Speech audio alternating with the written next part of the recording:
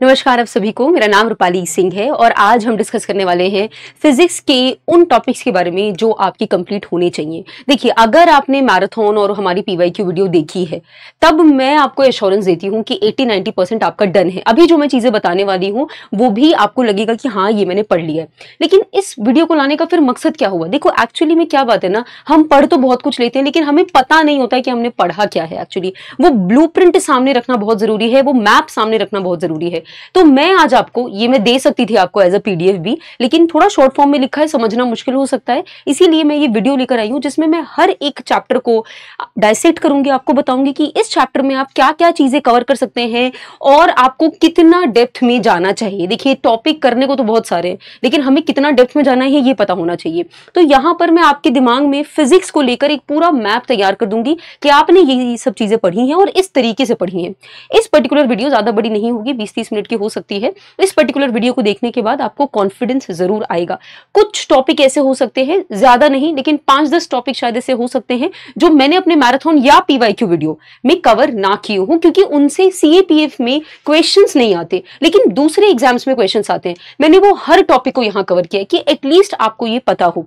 एक और डिस्क्लेमर, ऐसा हो सकता है कि जो नॉन साइंस बैकग्राउंड के लोग हैं वो मैंने क्योंकि मिसलेनियस भी इसमें ऐड किया है, वो उसको देख के थोड़ा सा घबरा जाएं कि मैम मिसलेनियस तो हमें आता ही नहीं है, हम कैसे करेंगे। देखो, एक चीज मैं बहुत ही साफ स्पष्ट रूप से बताऊं, जो आपका वीकनेस है वो किसी का स्ट्रेंथ है, उसी तरीके से आपका जो स्ट्रेंथ है वो दूसरे का वीकनेस है। ऐसा हो सकता है कि आपका बैकग्राउंड इकोनॉमिक्स पॉलिटी किसी और का हो और वो आपकी स्ट्रेंथ हो, तो आपको अपनी स्ट्रेंथ को और मजबूत करना है। जितना आपने मैराथन और पीवाईक्यू से पढ़ा है और जितना खुद से पढ़ा है उन सबको मिलाकर अगर आप 80-90% साइंस में कॉन्फिडेंट हैं तो बस अब आप इसी कॉन्फिडेंस के साथ एग्जाम में जाइए। उन 5-10 क्वेश्चन के लिए जो कहीं कहीं एग्जाम में आए उसके लिए परेशान नहीं होना है। लेकिन क्या मैम आप कवर करेंगे? देखो, मेरा काम है हर बच्चे को साथ लेके चलना। तो जिस बच्चे का साइंस का बैकग्राउंड है, जिसने मिसलेनियस नहीं किया है, मेरा काम है कि उसको बताना कि भाई ये सब चीजें भी जरूरी है, कर लो। ठीक है, अब मैम क्या मुझे करना है? अगर आपको अपने 80-90% वाले सिलेबस पर पूरा श्योरिटी है कि मैंने खुद ने भी मेहनत की है, मैंने यानी कि आपने खुद भी मेहनत की है और मैंने वीडियो से यहां वहां मुझसे नहीं पढ़ा, किसी से ही पढ़ा है, लेकिन अगर आपको कॉन्फिडेंस है तो आप, मैं कहूंगी कि मिसलेनियस कर सकते हो, क्योंकि मिसलेनियस एक बहुत ही छोटे छोटे टॉपिक होते हैं जिनको बस गो थ्रू करना होता है, अभी कर सकते हो। लेकिन अगर आपका ये मेजोरिटी वाला सिलेबस कंप्लीट नहीं है तो मिसलेनियस की तरफ देखने की कोई जरूरत नहीं है, क्योंकि वो आपको कंफ्यूज ही करेगा, आपको और एंग्जाइटी आएगी उसको करके। ठीक है, तो आप समझ आ गया, पूरा बैकग्राउंड क्लियर हो गया। अब वीडियो की तरफ आगे बढ़ते हैं। सबसे पहले फिजिक्स करेंगे, उसके बाद हम केमिस्ट्री एंड बायोलॉजी करेंगे, लेकिन आज इस वीडियो में मैं फिजिक्स को डील करने वाली हूं इन डिटेल। चलिए आगे बढ़ते हैं। सबसे पहले मैंने टॉपिक लाइट का उठाया। लाइट को देख के वैसे ही हमारी हालत टाइट रहती है, तो और कमेंट्स भी काफी आ रहे थे लाइट को लेकर, तो मैंने इसको 3 भागों में बांटा। एक हो गया आपका बेसिक, दूसरा रिफ्लेक्शन एंड तीसरा रिफ्रैक्शन। अब इसमें आपको एक्चुअली में अगर मैं बेसिक की बात करूं तो सबसे पहले आप नेचर ऑफ लाइट में जाएंगे, देखेंगे कि क्या वेव नेचर और पार्टिकल नेचर, कौन सा नेचर लाइट शो करता है। ये बात आप जानते हैं कि लाइट जो है वो डुअल नेचर शो करता है, लेकिन आपको देखना दोनों है कि भाई ये बात जो है वो चलती कैसे आ रही थी। इसके आगे जब आप बढ़ेंगे तो मेन जहां से क्वेश्चन बनते हैं वो, और ये मैंने करवाए भी हैं पीवाईक्यू वाले वीडियो में, कि ये सारे जो आपके फिनोमिना हैं, चाहे आपका इंटरफेरेंस हो जाए, डिफ्रैक्शन हो जाए, पोलराइजेशन हो जाए, कौन सा पर्टिकुलर नेचर ऑफ लाइट उस चीज को सफाइस करता है, कौन सा नहीं करता है। फॉर एग्जाम्पल, अगर मैं फोटो इलेक्ट्रिक इफेक्ट की बात करूं तो आपका वेव नेचर ऑफ लाइट, अगर मैं ये मान लूं कि लाइट का वेव नेचर होता है तो सॉरी, तो मैं इस पर्टिकुलर फिनोमिना को प्रूफ नहीं कर सकती हूं। इसका मतलब साफ है कि अगर पार्टिकल नेचर होगा तभी मैं फोटो इलेक्ट्रिक इफेक्ट को प्रूफ कर सकती हूं। तो सवाल आपसे यही बनेंगे। मैंने यहां पर आपको फोटो इलेक्ट्रिक का एग्जांपल इसीलिए दिया क्योंकि ये प्रीवियस ईयर में आ चुका है। आपको हर का पता होना चाहिए कि भाई इंटरफेरेंस फिनोमिना कौन से वाले नेचर को अगर मैं मान के चलूं तभी प्रूफ हो सकता है, अदरवाइज नहीं हो सकता। तो ये पार्ट क्लियर है। अब आगे बढ़े, प्राइमरी वर्सेस सेकेंडरी कलर्स। देखो, कभी कभी आपसे जब क्वेश्चन थोड़ा आसान पूछना होता है तो प्राइमरी सेकेंडरी कलर भी पूछा जा सकता है, एक बार उसको देख लेना, 1 मिनट का टॉपिक भी नहीं है ये। ठीक है, फिर हम आते हैं luminous and non luminous object. इसमें मैंने करवाया है आपको, जो चीजें खुद से चमकती है, जो चीजें खुद से नहीं चमकती है, उनको हम कहते हैं। अगेन इंपॉर्टेंट आपके लिए ये एग्जांपल है, आपसे प्लैनेट का पूछेगा आपसे किसी सैटेलाइट का पूछेगा, जैसे नेचुरल सैटेलाइट अगर हम हमारे मून की ही बात करूं तो उसका पूछ सकता है कि भाई वो लुमिनस है कि नहीं लुमिनस है। आ रही बात समझ, ये भी चीज क्लियर है। आगे बढ़ते हैं, प्रॉपर्टीज ऑफ लाइट समझना जरूरी है, कैसे हम किसी चीज को देख पा रहे हैं। आज अगर मैं इस रिमोट को या इस पेन को देख पा रही हूं तो वो किस प्रॉपर्टी की वजह से देख पा रही हूँ लाइट की। आपको ये बात पता है कि इसकी खुद की तो कोई लाइट नहीं है, ऐसा तो नहीं है कि लुमिनस ऑब्जेक्ट है। तो ये आपको पता होना चाहिए कि प्रॉपर्टीज में मैं क्या पढ़ूंगा। अगेन फॉर्म ऑफ एनर्जी है ये। बस जैसे अगर मैं आपको ये बताऊं कि हियरिंग क्या है, बस एक सेंसेशन ही तो है हियरिंग, वैसे ही लाइट क्या है, बस एक फॉर्म ऑफ एनर्जी ही है। आ रही बात समझ, तो ये पता होना चाहिए। How do we see things, understand, ये वाली चीज जो मैंने अभी आपको बताई। आगे बढ़ते हैं, अब आप बढ़ेंगे रिफ्लेक्शन की तरफ। चैप्टर हम थोड़ा सा और अंदर है। रिफ्लेक्शन में सबसे पहले आपको पता होना चाहिए स्फेरिकल मिरर है, कॉनकेव कॉन्वेक्स है, कितना डीप में जाना है इसमें। सबसे पहले आपको इमेज फॉर्मेशन सारी आनी चाहिए, जो रे डायग्राम। और परेशान नहीं होना, मैंने मैराथन में कराया है कंप्लीट। ऐसा हो सकता है कि इस वीडियो को वो लोग भी देख रहे हो जिन्होंने मैराथन या पीवाई की वीडियो नहीं देखी है। अगेन मैं कहूंगी, अगर आपको अपने पढ़े हुए पे कॉन्फिडेंस है कि मैम मैंने करा हुआ है, मेरे को कोई डाउट नहीं है, तो घबराने की चीज नहीं है कि भाई अब मैं घबराहट में सारे वो वीडियो देखने लगूं। नहीं, अगर सिर्फ लाइट का देखना है, एक बड़े ही अच्छे बच्चे ने कमेंट में टाइम स्टैम्प के साथ डाल रखा है, ठीक है, तो आप वहां टाइम स्टैम्प पे जाना, वहां लाइट वाला पर्टिकुलर चीज देख लेना, या जो भी आपको डाउट। अभी मैं वीडियो आगे बढ़ रहा है तो जिस चीज में, जिस पर्टिकुलर चीज में आपको डाउट आता है, ये उन बच्चों के लिए जिन्होंने बिल्कुल भी नहीं देखी है मैराथन और पीवाई की वीडियो, ये उन बच्चों के लिए। तो आप क्या करेंगे, उस पर्टिकुलर सेक्शन को जाके देख लेंगे, क्योंकि आपको बाकी सब में तो कॉन्फिडेंस है, बस इसमें नहीं है, तो वो जाकर आप देख लेंगे। इससे क्या होगा, आपका पूरा चीज हो जाएगा और आपका समय भी बचेगा दूसरे सब्जेक्ट्स के लिए। आगे बढ़ते हैं, अब इमेज फॉर्मेशन वही सारी रे डायग्राम, क्या इन्फिनिटी पे रखेंगे, फिर भाई उसको नजदीक ला रहे हैं, सी पे रख रहे हैं, एफ पे रख रहे हैं, ये सब चीजें। देन ये फॉर्मूला, मिरर फॉर्मूला आपको याद होना चाहिए। मैंने आपको कहा था मिरर और लेंस फॉर्मूला में सबसे ज्यादा कंफ्यूजन होता है उसके साइंस को लेकर, तो इसके बारे में आइडेंटिफिकेशन होनी चाहिए। आगे बढ़ते हैं, मैग्निफिकेशन को लेकर मैं फिर से कहूंगी, magnification and when it comes to the mirror formula और लेंस फॉर्मूला सबसे ज्यादा कंफ्यूजन होता है साइन को लेकर। मिरर फॉर्मूला में यहाँ पर -b/u है, image distance upon object distance है माइनस में, वेयरएज जब मैं आपको लेंस की बात बताऊंगी तो वहां पर नहीं है। तो ये चीज आप क्या करेंगे, मैंने काफी आपको इसके तरीके बताए हैं, तो उस तरीके का यूज करके आप इसमें आगे बढ़ेंगे। एक मिनट,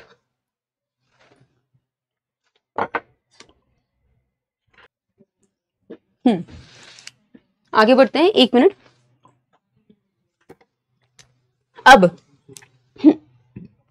देखो, जब एग्जामिनर को आसान सवाल देना होता है तो वो यहां पर भी सवाल पूछ लेता है कि भाई ये जो रेडियस ऑफ कर्वेचर है और ये जो फोकल लेंथ है उसकी रिलेशनशिप की बात आप बता दीजिए। तो यहां पर आपको ये समझना है कि इन चीजों के बारे में आपको ध्यान देना है। सबसे ज्यादा इंपॉर्टेंट यूजेस भी है, कहां पर कॉनकेव और कॉन्वेक्स इस्तेमाल हो रहा है। मैंने आपको बताया था रेयर व्यू मिरर में कॉन्वेक्स इस्तेमाल होता है।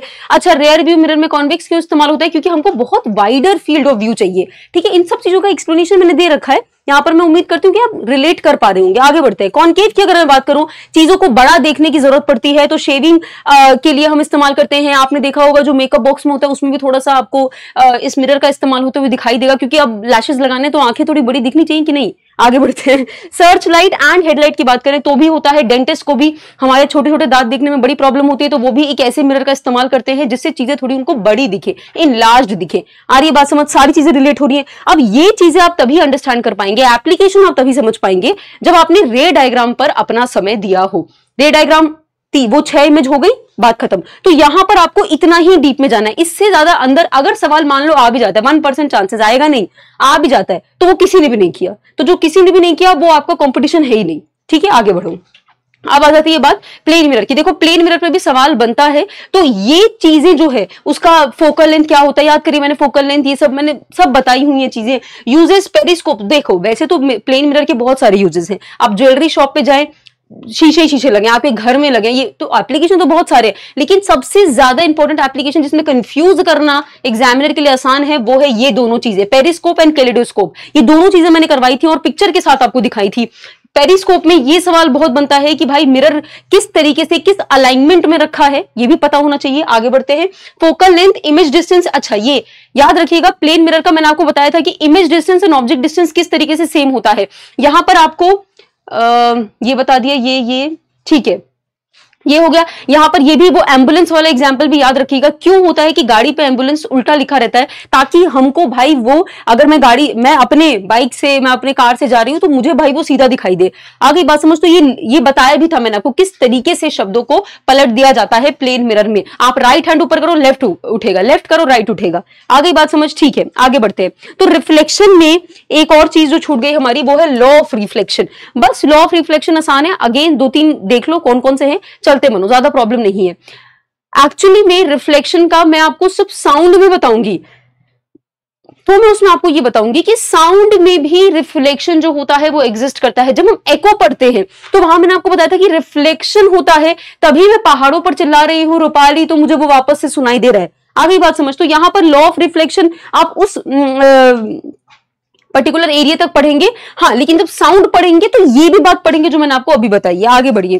अब आ जाती है रिफ्रैक्शन की बात। रिफ्रैक्शन में law of refraction, Snell's law मत भूलिएगा, रिफ्रैक्टिव इंडेक्स के साथ उसका रिलेशनशिप मत भूलिएगा। रिफ्रैक्टिव इंडेक्स का फॉर्मूला भी दे रखा है आपका, ठीक है, तो उसमें ज्यादातर बच्चे कंफ्यूज होते हैं 2-1 में, तो कंफ्यूज नहीं होना है, उस फॉर्मूले को याद रखना है। यहां पर ये एब्सोल्यूट रिफ्रैक्टिव इंडेक्स क्या होता है ये पता होना चाहिए। यहां पर फॉर्मूला भी मैंने आपको दे रखा है, एक बार देख लो, और फिर बस कहीं अगर एग्जाम्पल, कहीं अगर क्वेश्चन आ जाए तो भाई मैं तो तैयार रहूं अपने इन 3 चीजों के साथ।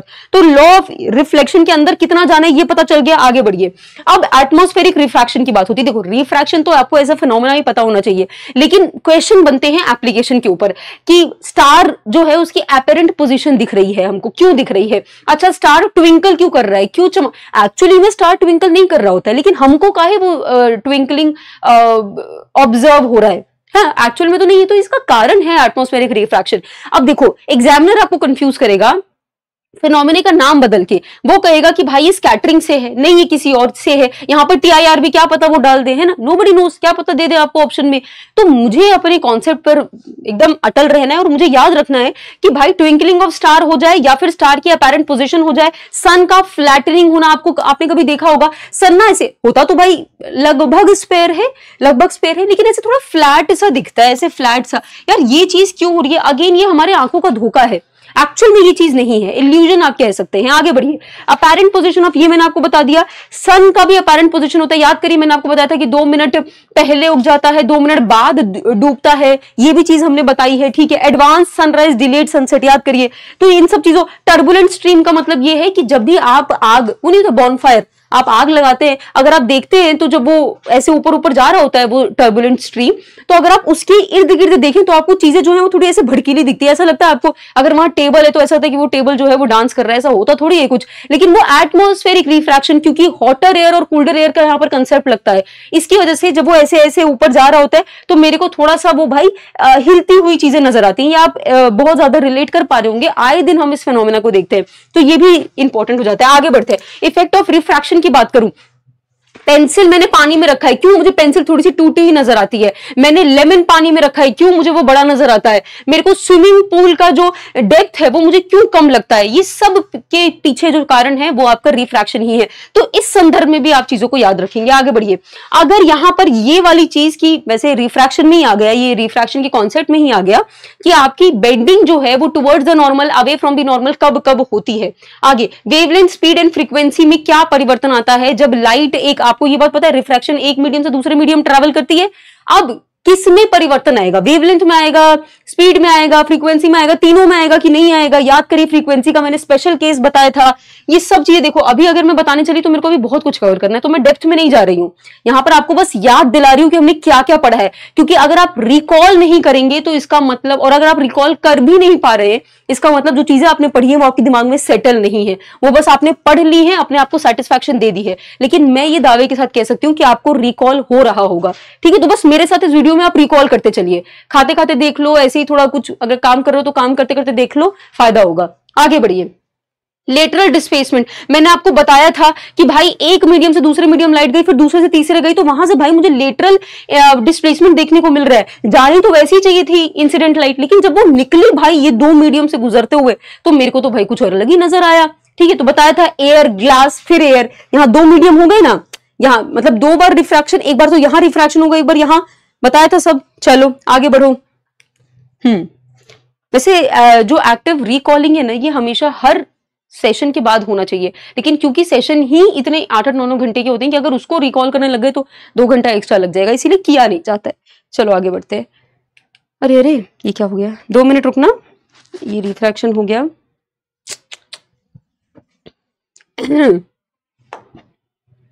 हाँ नहीं ये तो वही आ गया,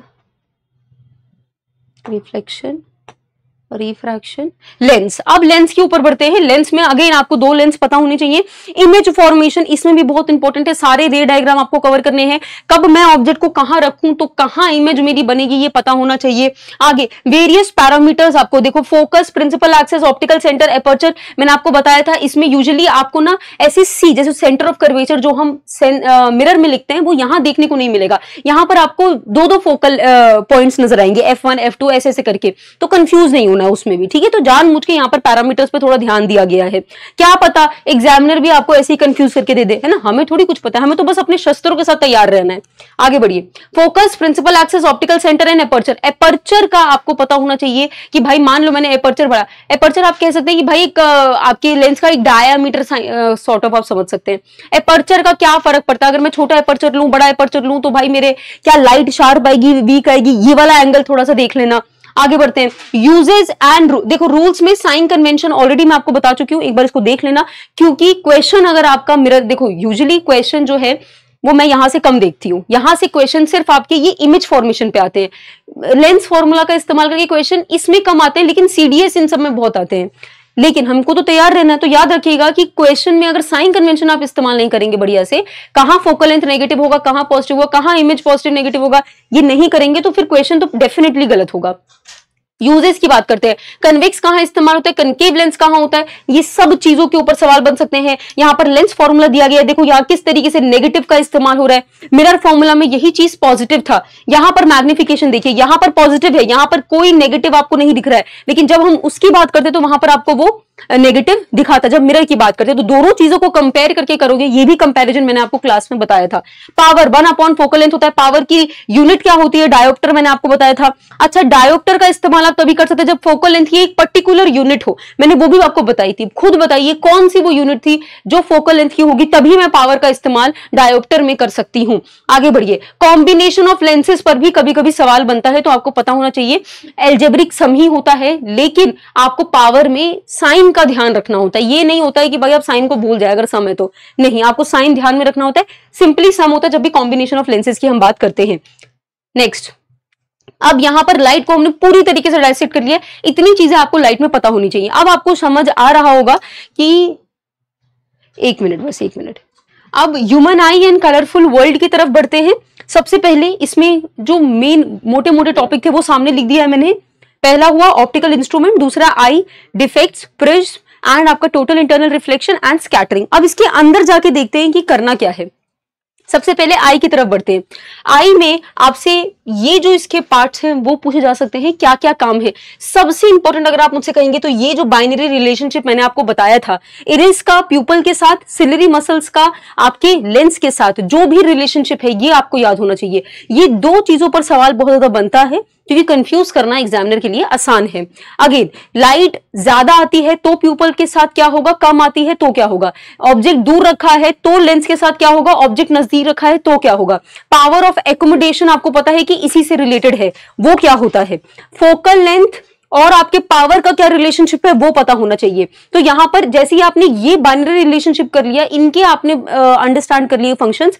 सिलरी मसल आपका डन है, आपका आई लेंस डन हुआ, आपका प्यूपल भी डन हुआ। आगे बात समझ। अब आते हैं रेटिना पे। ये रॉड्स एंड कॉन्स जो है वो बहुत ही इंपॉर्टेंट आपके फोटो रिसेप्टर सेल्स हैं, इनके बारे में पता होना चाहिए कौन से कब काम आते हैं। देयर इज वन सेल जो आपके एक्सिस में होता है, आउल में, उल्लू में, उल्लू की आंखों में, कहते हैं ना कि रात में वो देख सकते हैं, तो क्यों देख सकते हैं, इसके पीछे वो कारण है। ठीक है, आगे बढ़ते हैं। कॉर्निया, कॉर्निया बहुत ज्यादा इंपॉर्टेंट हो जाता है, पहला ही आपका लेयर है जहां से लाइट एंटर करती है, उसमें ब्लड वेसल्स नहीं होते, ऐसी काफी प्रॉपर्टीज भी मैंने आपको बताई थी। ऑप्टिकल नर्व, ये वही नर्व है जो आपकी इमेज जो बनी है, अब आपकी जो इमेज बनती है वो आपके रेटिना पे बनती है, रेटिना पे जो इमेज बनती है वो उल्टी बनती है, लेकिन आपको तो दुनिया सीधी दिख रही है। वो इसीलिए क्योंकि आपका ब्रेन काम कर रहा है, ब्रेन आपका उस इन्वर्टेड इमेज को वापस से सीधा करता है, आपको अंडरस्टैंड होने में आसानी होती है। नहीं तो सारी चीजें मेरे सामने चेयर रखे, मुझे वो उल्टी नजर आती है, लेकिन मुझे सीधी नजर आ रही है। आगे बढ़ते हैं। तो जो रिस्पॉन्सिबल है वो है आपका ऑप्टिकल नर्व। ठीक है, आगे बढ़ते हैं।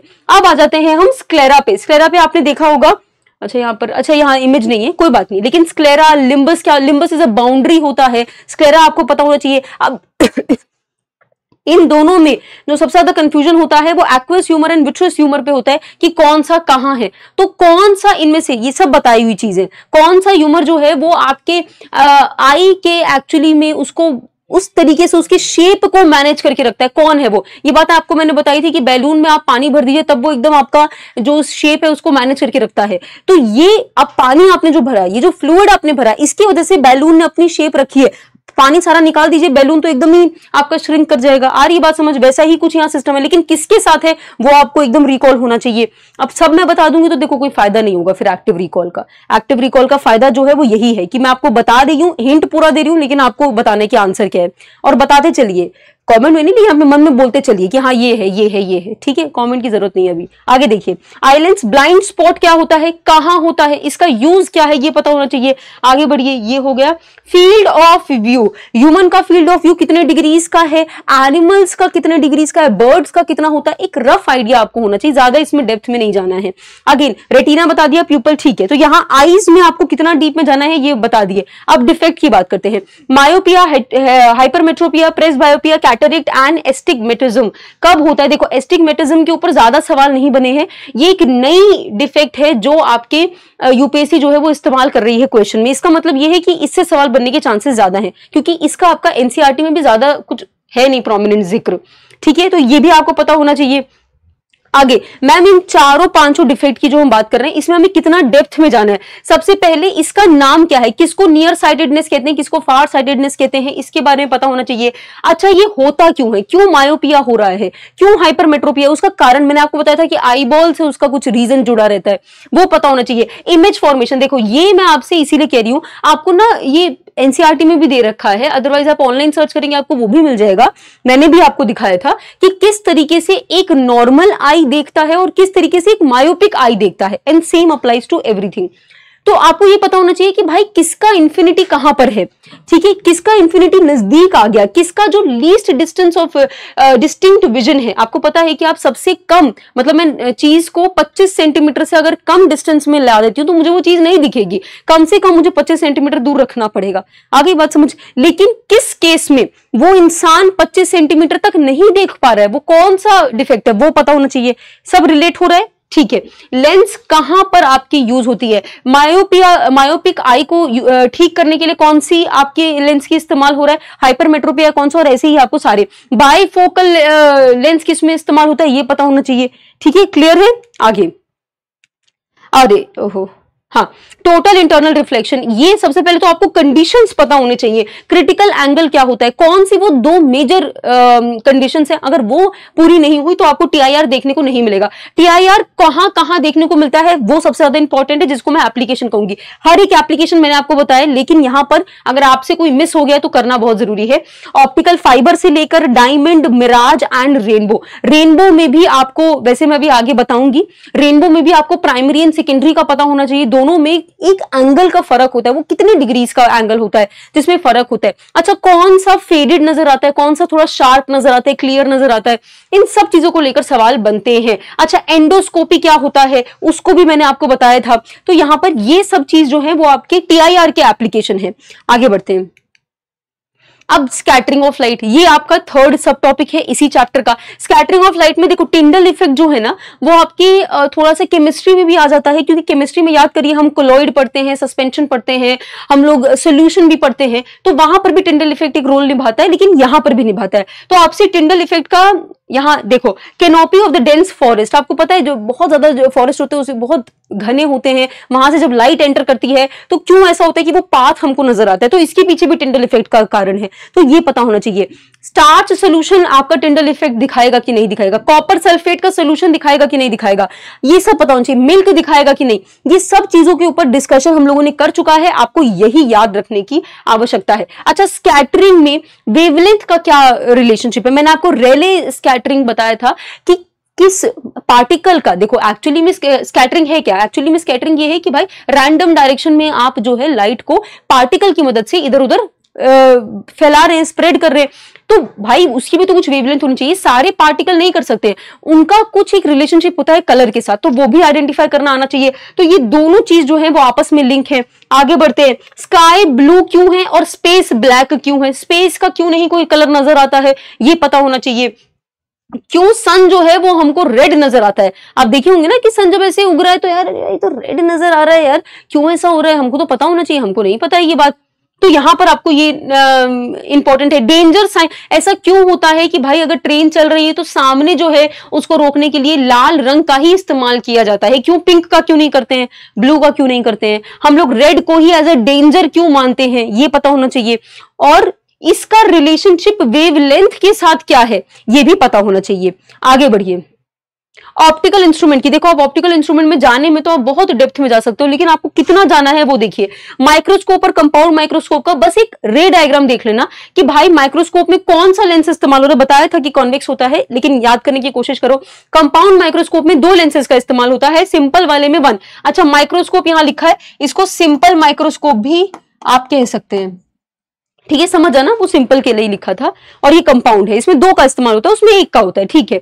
अब टेलीस्कोप, टेलीस्कोप में भी कितना जाना है? देखो टेलीस्कोप 2 तरीके के होते हैं, एस्ट्रोनॉमिकल, गैलीलियन। आपको सिर्फ इतना पता होना चाहिए कि भाई कौन से लेंसेज का इस्तेमाल हो रहा है, ऑब्जेक्टिव लेंस कौन सा है, आईपीस कौन सा है, कौन सा बड़ा है, कौन सा छोटा है, किसका फोकल लेंथ क्या है, बस ये इंफॉर्मेशन आपके दिमाग में होनी चाहिए। मैग्नीफाइंग पावर का क्या फॉर्मूला है? टेलीस्कोप माइक्रोस्कोप दोनों का ही मैंने आपको मैग्नीफाइंग पावर का फॉर्मूला बताया है। रे डायग्राम दोनों का आप बस एक रीड। अब इसमें ऐसा नहीं है जैसे हमने वहां पर इमेज फॉर्मेशन देखी थी, इमेज को यहां, ऑब्जेक्ट को यहां रख रहे हैं, यहां रख रहे हैं, यहां रख रहे हैं, तो इमेज यहां बन रही है, वो आपको नहीं करना है। यहां पर आपको सिंपल एक बार देख लेना है कि भाई ये सिस्टम लगा कैसे, टेलीस्कोप में लेंसेज किस तरीके से रखे गए, बस आपको ये पता होना चाहिए। और इन दोनों टेलीस्कोप के बारे में भी आइडेंटिफिकेशन होना चाहिए। एक ट्यूब लेंथ का भी कंसेप्ट होता है जो मैंने मैराथन में करवाया था, उसको भी बस एक बार एक रेफरेंस लेना कि हाँ ऐसा कुछ है, एकदम पासिंग रेफरेंस की तरह। आगे बढ़ते हैं। अब यहां पर हमारा ह्यूमन आई भी पूरी तरीके से कंप्लीट होता है। अभी तक हम 2 चैप्टर कंप्लीट कर चुके।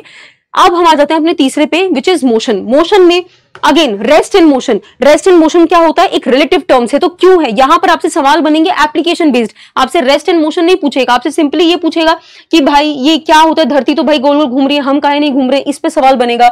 टाइप्स ऑफ मोशन क्या है? 1D 2D 3D। Again 1D 2D 3D होता क्या है? Nobody wants to know that, everybody wants to know the application of it. चिड़िया उड़ रही है, कौन सा मोशन है? 3D है 2D है? आप फिसल पट्टी से नीचे गिर रहे हैं, 3D है 2D है? इस तरीके से आपको सोचना है। आगे डिस्टेंस एंड डिस्प्लेसमेंट में क्या फर्क है? पता तो होना ही चाहिए कि क्या है, लेकिन अगेन एप्लीकेशन। मैं गोल गोल चक्कर काट रही हूं, मैं 2 बार गोल गोल अगर प्लेग्राउंड में घूमी और अपने इनिशियल पोजीशन पे वापस आ गई तो मेरा डिस्प्लेसमेंट क्या होगा और तो मेरा डिस्टेंस क्या होगा, ये आपको पता होना चाहिए। इन सब चीजों के बारे में हमने इन डेप्थ बात की है। कौन सा स्केलर है, कौन सा वेक्टर है? देखो वेक्टर क्वांटिटीज में ना एक और कॉन्सेप्ट होता है, cross product and dot product. ये थोड़ा सा डेप्थ में हो गया। जिनका साइंस का बैकग्राउंड है वो इस चीज को भी थोड़ा सा देख लेना, क्योंकि ये आपको काम आता है, ठीक है।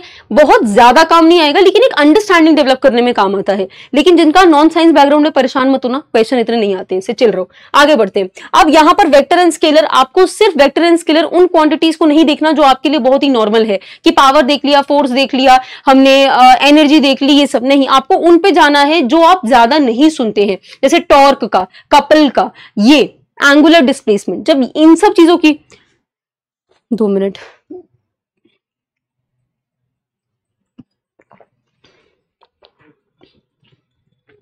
जब इन सब चीजों की हम बात करते हैं तो उसको आप मुझे बताइए कि वेक्टर कौन सा है, स्केलर कौन सा है, क्योंकि आसान वाले तो आपको बता ही चल जाते हैं, ठीक है। इंपल्स का बताइए कौन क्या है, वो स्केलर है, वेक्टर है, ठीक है। आगे बढ़िए। यहां पर ये वाला देख लेना, ओडोमीटर और स्पीडोमीटर। आप काफी सारा इसके बारे में सुनते होंगे जिक्र।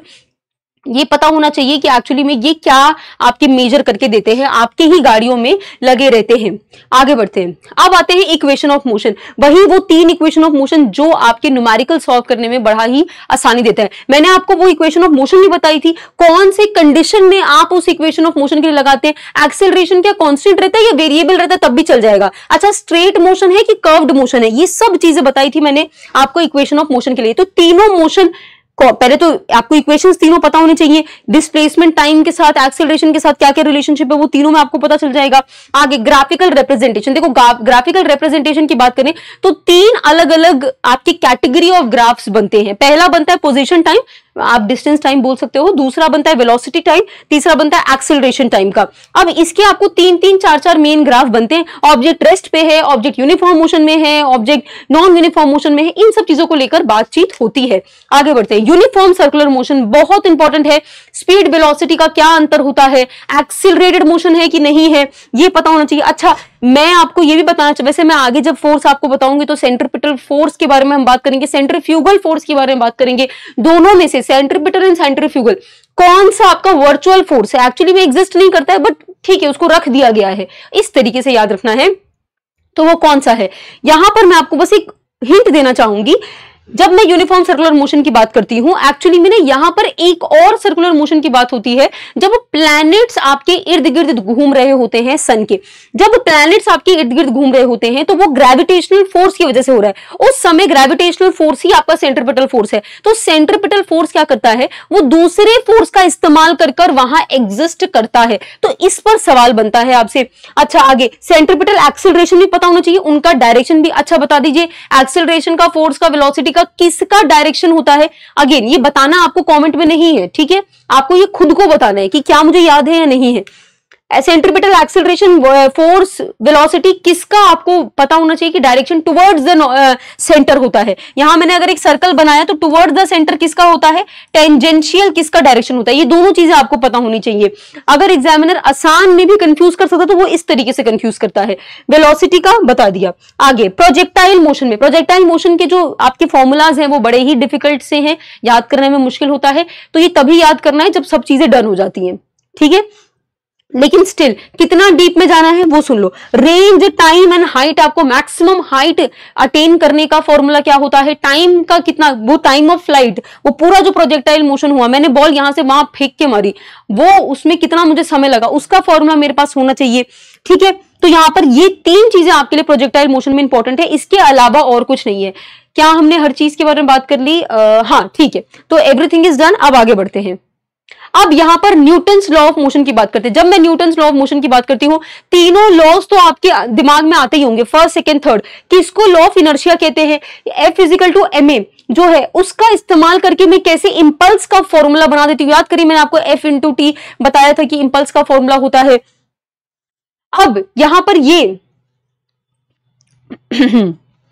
बताया था कि बैट्समैन जो है, वो वाला एग्जांपल मैंने बताया था कि बैट्समैन जो है वो बॉल पर कितना तेजी से इंपैक्ट करता है। अगेन क्या बताया मैंने आपको, एप्लीकेशन बताया, तो इंपल्स का एप्लीकेशन बताया।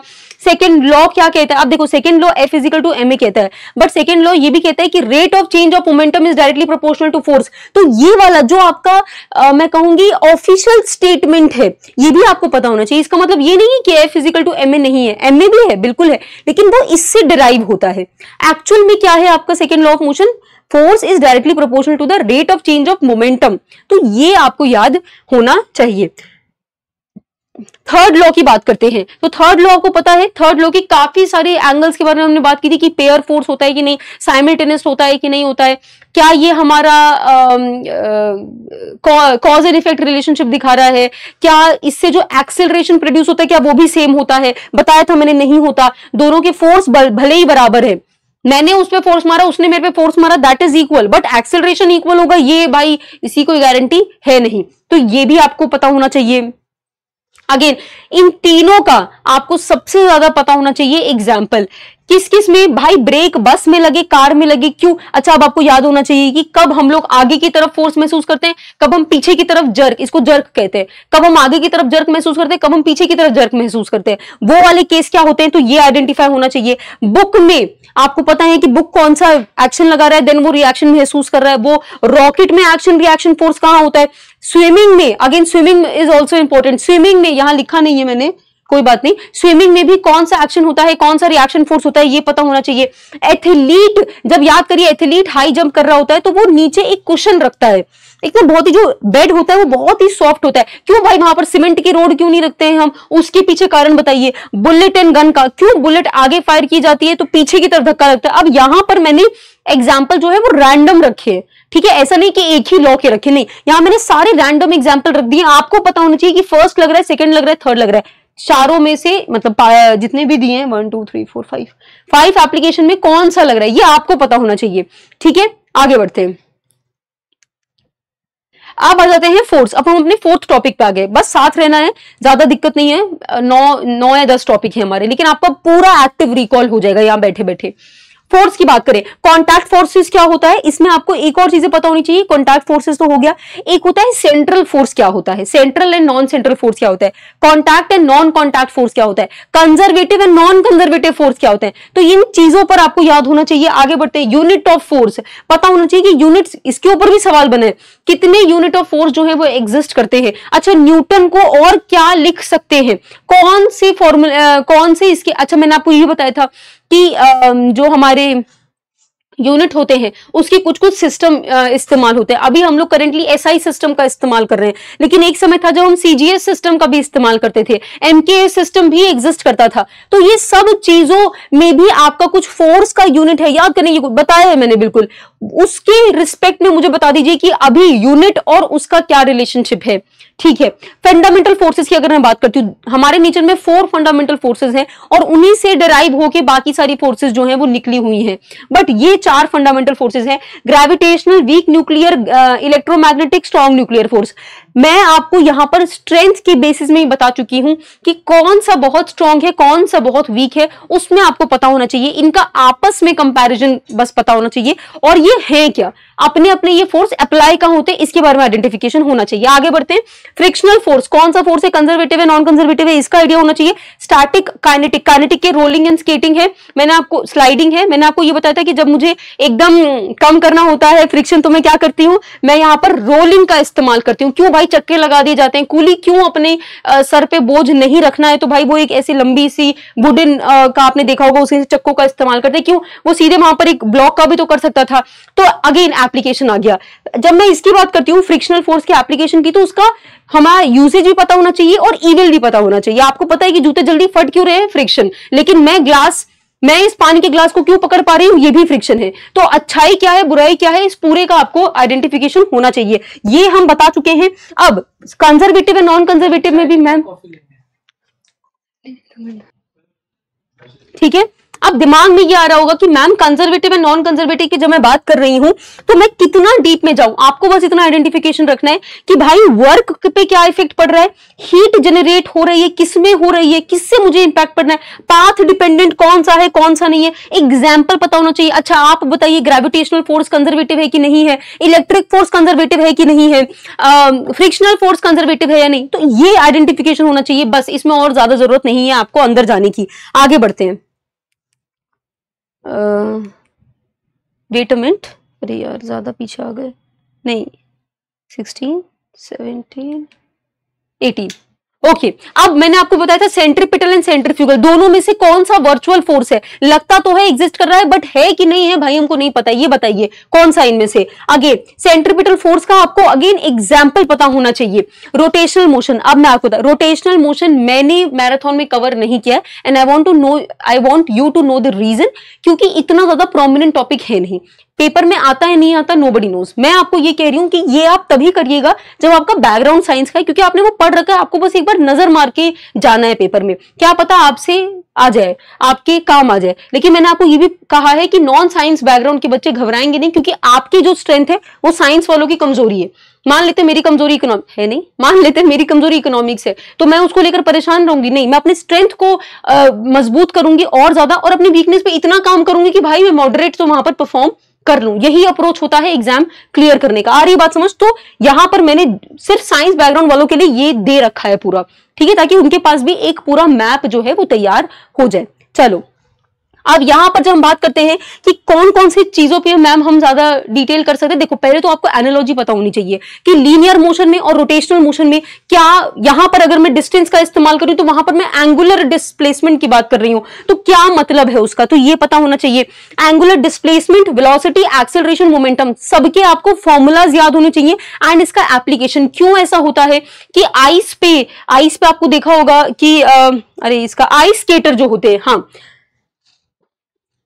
आइस स्केटर जो होते हैं वो इतना गोल गोल गोल गोल गोल गोल, आप वीडियो भी देख पाएंगे उनका, वो इतना गोल गोल कैसे घूम लेती है, वो एकदम आइस पे वो जब डांस कर रहे होते हैं इतने ब्यूटीफुल लग रहे हैं, वो इतना फास्ट गोल घूम लेते हैं। क्यों? क्योंकि वो कुछ एंगुलर वेलोसिटी का इस्तेमाल करते हैं। इसके अंदर भी एक एंगल है, ठीक है, वो किस तरीके से एरिया को बहुत ज्यादा मिनिमाइज करते हैं और अपने एंगुलर वेलोसिटी का फायदा उठा के गोल गोल जो है वो इतना फास्ट कर पाते हैं। तो इसके पीछे भी आपको रीजन पता होना चाहिए। मोमेंट ऑफ इनर्शिया क्या होता है, टॉर्क क्या है, अच्छा ये सिर्फ आपको इसीलिए नहीं पता होना चाहिए कि भाई रोटेशनल मोशन में ही देख रहा हूं, नहीं, रोटेशनल मोशन को लीनियर मोशन के साथ कंपेयर करके आपको देखने की बहुत आवश्यकता है, ताकि मैं एक अंडरस्टैंडिंग बना सकूं कि अच्छा अगर मेरी चीज गोल घूम रही है तो भाई ये वाली चीज लगेगी, मेरी चीज अगर सीधी चल रही है तो ये वाला लगेगा, ठीक है। दरवाजा खुल रहा है, बंद हो रहा है, खुल रहा है, बंद हो रहा है, इसके ऊपर क्या लग रहा है, टॉर्क लग रहा है, क्यों भाई, फोर्स क्यों नहीं लग रहा है, ये पता होना चाहिए। कपल क्या होता है, यहां पर थोड़ा मैंने पिक्चर से आपको बताने की कोशिश की है, बट थोड़ा आपको इसका फॉर्मूला, अच्छा मैम कितना डेप्थ में जाना है मैं आपको बता चुकी हूं, सिर्फ फॉर्मूला जाओ और 2 एप्लीकेशन। कभी भी एप्लीकेशन देखे बिना एग्जाम में मत जाना, क्योंकि एप्लीकेशन ही आएगा अगर आएगा तो, ठीक है, आपसे डेफिनेशन और ये सब नहीं पूछेगा, लेकिन डेफिनेशन पता अपने लिए होना चाहिए, अदरवाइज एप्लीकेशन खुद समझ नहीं आएगा। Conservation of angular momentum, conservation of linear momentum मैं आपको बता चुकी हूं, कंजर्वेशन ऑफ एंगुलर मोमेंटम आपकी जिम्मेदारी है। अब इन सब में आपको ये भी करना है कि भाई ये जो हमारी धरती है, मैंने यहाँ पर देखो कलरिंग कितनी बढ़िया की है, धरती जो है वो हमारी गोल गोल गोल गोल घूमती है, तो यहाँ पर इसमें ये जो है आपको मैंने ये बात बताई थी कि देखो क्या होता है ना, आपका ये जो अर्थ है वो सन के नजदीक, थोड़ी ऐसा थोड़ी कि वो इक्वल डिस्टेंस रहता है, नहीं, कभी कभी आपने सुना होगा एपीहीलियन एंड पेरीहीलियन का कॉन्सेप्ट, कभी कभी दूर होती है, कभी कभी नजदीक होती है, कभी कभी दूर, कभी कभी नजदीक, लेकिन किस तरीके से वो अपनी वेलोसिटी को मैनेज करती है, इसी के पीछे कॉन्सेप्ट आता है एंगुलर वेलोसिटी का। आ रही बात समझ, अगेन एन एप्लीकेशन, ठीक है। तो यहां पर ये सारी बात होगी। देखो यहां पर मैंने ऑलरेडी दे रखे हैं कुछ एग्जांपल, रोड थोड़े से बैंक्ड होते हैं। रोड बैंक्ड का मतलब है, आपने देखा होगा, कभी कभी आपने महसूस भी किया होगा, गाड़ी जब चला रहे हो ना तो ये वाला चक्का तो चलो थोड़ा ठीक है नीचे, ये वाला चक्का थोड़ा सा ऐसे महसूस होता है, तो आप गाड़ी ऐसे टेढ़ी, ऐसे लगता है कि आप थोड़ी टेढ़ी चला रहे हैं। तो ये क्यों, रास्तों को थोड़ा सा बैंक क्यों किया जाता है, रोड को क्यों किया जाता है, इसके पीछे कारण पता होना चाहिए। वॉशिंग मशीन में कौन सा फोर्स लग रहा है ये पता होना चाहिए। अच्छा, ग्रेविटेशनल फोर्स कब सेंट्रिपिटल फोर्स का रोल करने लगे वो पता होना चाहिए। तो ये सब चीजें आइडेंटिफाई हो गई, आगे बढ़ते हैं। अब आता है हमारा 5th topic, work, energy and power का। सबसे पहले वर्क देखेंगे, अगेन डेफिनेशन आपको क्लियर होना चाहिए, इसका फॉर्मूला पता होना चाहिए कि वर्क के कितने फॉर्मूला, मैं आपको पहले ही ये बता चुकी हूं कि वर्क और एनर्जी जो है वो कोई अलग चीज नहीं है, सेम ही चीज है। तो आपको कहीं पर भी अगर वर्क दिया है तो मान लेना वो एनर्जी है, क्योंकि वर्क क्या कहता है कि आपने किसी ऑब्जेक्ट पर कितनी एनर्जी की है, वही तो वर्क है। तो work and energy are same, लेकर कंफ्यूज नहीं होना। इसकी यूनिट क्या है, ERG, इर्ग जो है उसके साथ इसका रिलेशनशिप क्या है, हम लोग जूल इस्तेमाल करते हैं वर्क के साथ, जूल का ERG के साथ क्या रिलेशनशिप है ये पता होना चाहिए। फॉर्मूला चलो बता दिया। कब मेरा वर्क पॉजिटिव होता है, कब नेगेटिव होता है, कब जीरो होता है, इसका आइडेंटिफिकेशन होना चाहिए। मैं चेयर पर बैठी हूं, मैं इतने 8-10 घंटे तक बैठी हूं, क्या मैंने कोई वर्क किया, कूली अपने सर पे सामान लेकर चल रहा है, क्या उसने वर्क किया, ये सब चीजों का आपको पता होना चाहिए, ठीक है। एनर्जी की तरफ आगे बढ़ते हैं। एनर्जी में सबसे पहले ट्रांसफॉर्मेशन ऑफ एनर्जी का आइडेंटिफिकेशन होना चाहिए। आपको ये पता होना चाहिए कि motor, generator, microphone, cell, bulb, इन सब में एक्चुअली में बदल क्या रहा है।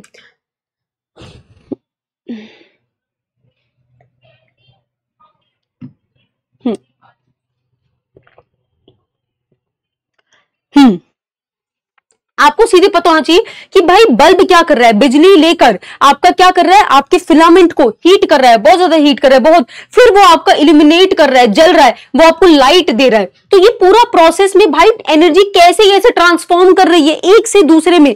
आपको ये, जैसे सिंपली इसका एक बहुत ही बेहतरीन एग्जाम्पल मैं आपको बताती हूँ। बॉल जब ऊपर से नीचे गिर रहा होता है, तो याद करिए मैंने आपको बताया था कि पोटेंशियल एंड काइनेटिक एनर्जी में परिवर्तन आता है। जब बॉल ऊपर से नीचे गिर रही है तो पोटेंशियल एनर्जी साथ साथ में घट रही रही है, घट रही है, घट रही है, लेकिन काइनेटिक एनर्जी बढ़ रही है। दोनों अपना ये बढ़ाना और घटाना मेंटेन करके रखते हैं और आपका टोटल मैकेनिकल एनर्जी है वो आपका सेम रहता है। हाँ, बाकी उसमें पोटेंशियल और काइनेटिक में परिवर्तन आता है, बट मैकेनिकल एनर्जी आपका सेम रहता है। इसके बारे में पता होना चाहिए। आगे बढ़ते हैं, यहां पर मैंने लिखा भी है मैकेनिकल एनर्जी। अच्छा, इन सब चीजों को लाइटली नहीं लेना है। मैंने सारी चीजें अपनी मैराथन में कवर कर रखी है, तब तो बिल्कुल नहीं लेना है। देखो, जो पढ़े हुए में से अगर सवाल आता है और तब आपका गलत होता है तो फिर बड़ा दुख होता है। ना पढ़े हुए में से आ रहा है तो फिर छोड़ ही दो, फिर तो दिल पे लेना ही नहीं है। लेकिन पढ़े हुए में से आ रहा है तो प्लीज करके आना सही। आगे, law of conservation of energy क्या होता है? मास can nether be created nor be destroyed वाला वही वाला है।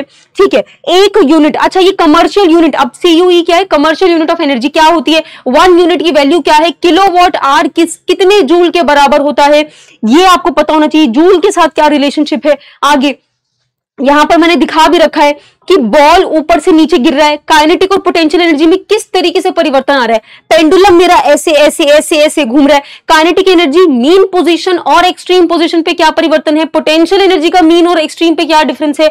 ये वर्क एनर्जी थ्योरम क्या है। एक क्वेश्चन CAPF में तो नहीं आया था, लेकिन आपकी CDS इन सब में आ चुका है कि वर्क एनर्जी, वर्क दे रखा है और एनर्जी के साथ आप उसका क्या रिलेशनशिप है। इस फॉर्मूले को भी मैं करवा चुकी हूं, इसका आइडेंटिफिकेशन होना चाहिए। तो यहां पर ये हम सब वर्क एनर्जी पावर का, अब थोड़ा कुछ और भी बच गया था। पावर में आपको सबसे पहले फॉर्मूला पता होना चाहिए, रेट ऑफ डूइंग वर्क, काम कितनी फास्ट आप कर पा रहे हैं, this is nothing but your power की। अच्छा, 1 हॉर्स पावर क्या होता है, उसकी कितनी वैल्यू है वॉट के टर्म्स में पता होना चाहिए। हॉर्स पावर यहां पर मैंने आपको एक बता दिया, पावर का यूनिट, ये आपको सबका पता होना। देखो, प्रेशर का भी मैं बोल रही हूं तो आपके दिमाग में 2-3 ऐसे ही सामने आ जाए कि मैम बार होता है, ATM होता है, मैं आपके सामने एकदम दिमाग में आ जाए कि भाई मैम फोर्स अपॉन एरिया होता है मेरा प्रेशर। ये भी तीसरी यूनिट मैं आपको बता रही हूँ, न्यूटन पर मीटर स्क्वायर। तो जैसे ही मैं आपको मैंने फोर्स बोला, आपके दिमाग में सीधे आना चाहिए मैम kg मीटर पर सेकंड स्क्वायर जो है ये एक यूनिट है, दूसरी यूनिट है आपकी न्यूटन। जो इतना फटाक से बता रहा है वो यूनिट एंड डायमेंशन के क्वेश्चन को आसानी से कर लेगा। आगे ये हो गया ये। अच्छा, कोलिजन, ज्यादा परेशान नहीं होना है। कोलिजन जितना मैंने करवा दिया, देखो उससे ज्यादा इंपॉर्टेंट है भी नहीं, लेकिन कोलिजन का अगर मैं सब टॉपिक कहूं तो एक इनइलास्टिक और इलास्टिक कोलिजन होता है।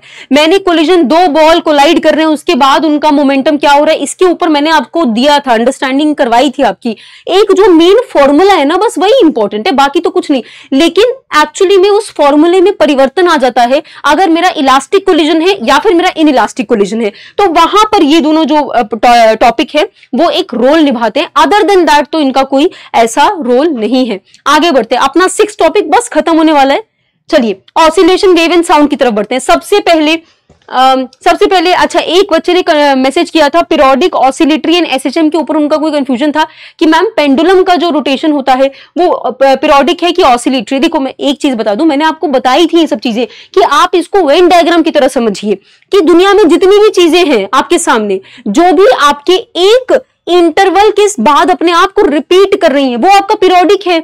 ठीक है, अगर वही मैं ऐसा मोशन की बात करूं जो 2 and 4th हो रही है, तो वो ऑसिलेटरी है। पीरियोडिक के ही एक सेक्शन की मैंने बात की, तो मैंने पहले पीरियोडिक मोशन देखा जो एक इंटरवल ऑफ टाइम के बाद रिपीट कर रहा है खुद को। फिर मैंने उसके अंदर गई तो मैंने उन मोशन को देखा जो अपने 2-4 चल रहे हैं। फिर उसके अंदर भी मैंने एक और मोशन देखा जो होता है सिंपल हार्मोनिक मोशन, जिसमें ये वाला फॉर्मूला F=-kx जो है वो रोल निभा रहा होता है, जिसके डिस्प्लेसमेंट में एक्चुअली कुछ होता है। ये बता चुकी हूं मैं आपको, रिस्टोरिंग फोर्स एंड डिस्प्लेसमेंट का रिलेशनशिप बता चुकी हूं। तो यहां पर आपको ये समझ आ रहा है कि भाई एक बहुत बड़ा यूनिवर्सल सेट है, उसका सबसेट। ठीक है, अब आप मुझसे पूछ रहे हैं कि मैम ये जो पेंडुलम है ये आपका कौन सा मोशन में आ रहा है। ये मैंने जब आपको SHM में आपको करवा रही थी उस समय भी मैंने आपको बताया था। तो एक्चुअली में आपका पेंडुलम सारे जो है आपके ब्रैकेट को पूरा कर रहा है, वो तीनों को कर रहा है भाई। आगे बात समझ, तो इसमें घबराना नहीं, लेकिन ऑप्शन में क्या है उस हिसाब से आपको आंसर देना है।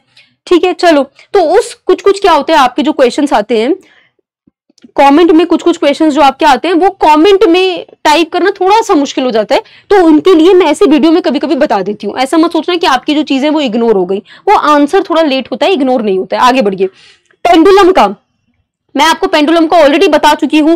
आपको पता होना चाहिए कि भाई मीन और एक्सट्रीम पोजीशन पर kinetic energy, potential energy, force, acceleration, velocity, although जिसने वेलोसिटी कर दी वो काइनेटिक एनर्जी कर ही लेगा, बट आपको ये पता होना चाहिए कि यार इन सब में क्या परिवर्तन आएगा। मेरा पेंडुलम ऐसे है तब क्या आएगा, मेरा पेंडुलम एक्सट्रीम में चला गया तब क्या आएगा। तो दोनों के आपको आइडेंटिफिकेशन क्लियर होने चाहिए। अगेन जब मैं पेंडुलम की बात करती हूँ तो ये कुछ पैरामीटर है जिनके बारे में आपको आइडेंटिफिकेशन होना चाहिए कि भाई टाइम पीरियड का लेंथ के साथ क्या रिलेशनशिप है। आपको ये फॉर्मूला दिमाग में आना चाहिए 2π√L/g। अब L/g जो है इसमें ये जो L है वो लेंथ है। अब इस लेंथ में समर में थोड़ा सा परिवर्तन आता है, विंटर में थोड़ा परिवर्तन आता है, क्या आता है वो पता होना चाहिए। अच्छा डिस्प्लेसमेंट क्या होता है, एम्पलीट्यूड क्या है, टाइम पीरियड का क्या फॉर्मूला है, टाइम पीरियड आपका लेंथ से किस तरीके से रिलेटेड है। तो पेंडुलम में आपको इतना डेप्थ में जाना है, ठीक है। ये वाला पूरा एंगल हो गया।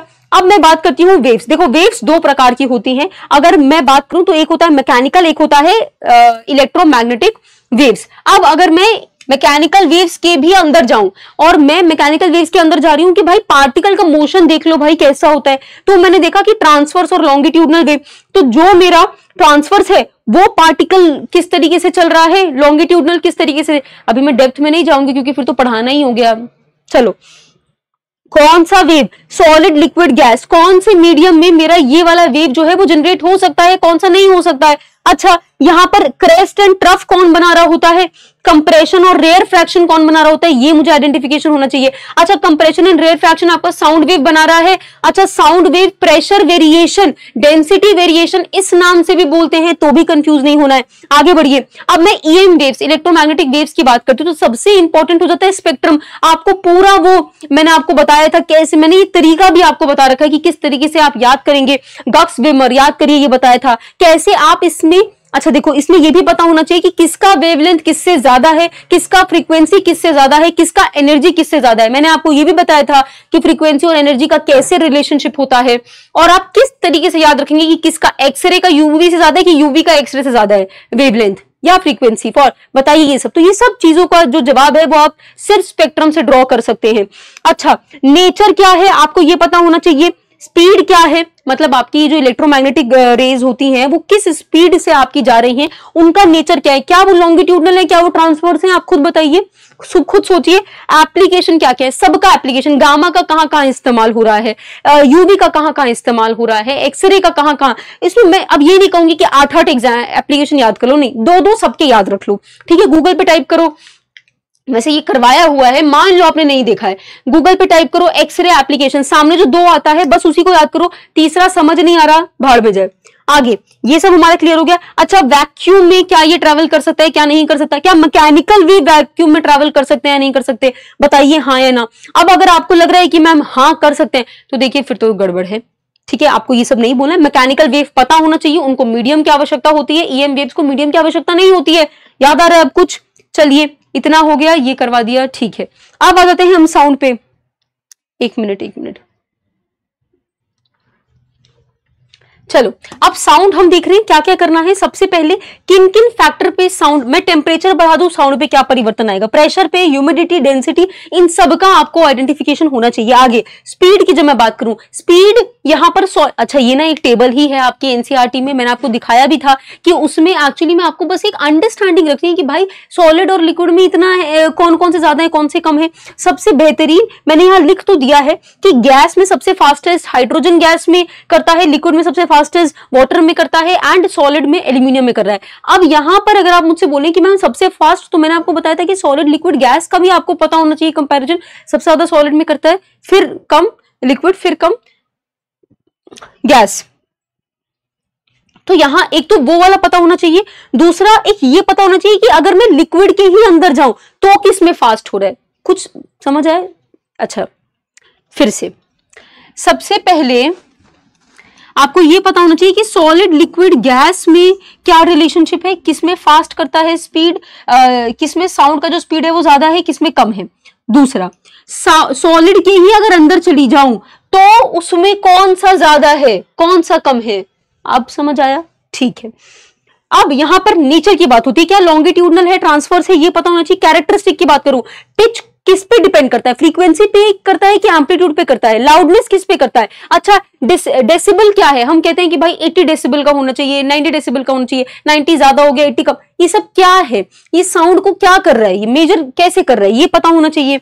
आगे नोट क्या होता है, टोन क्या होता है, कब मैं कहूंगी कि मेरा ये जो साउंड है वो एक नॉइज है, कब मैं कहूंगी ये प्लीजेंट है। क्यों होता है कि भाई भीड़ से मुझे नॉइज आती है लेकिन वायलेंस से तो मेरा मन एकदम मोहित हो जाता है। ठीक है, इंटेंसिटी की बात होनी चाहिए कि इंटेंसिटी, देखो अगेन इंटेंसिटी अलग चीज है, लाउडनेस, पिच, ये सब चीजें अलग अलग है, तो सबका एक एक लाइन में आपको डेफिनेशन पता होना चाहिए। मेजॉरिटी ऑफ चीजें मैंने आपको करवा दी हैं।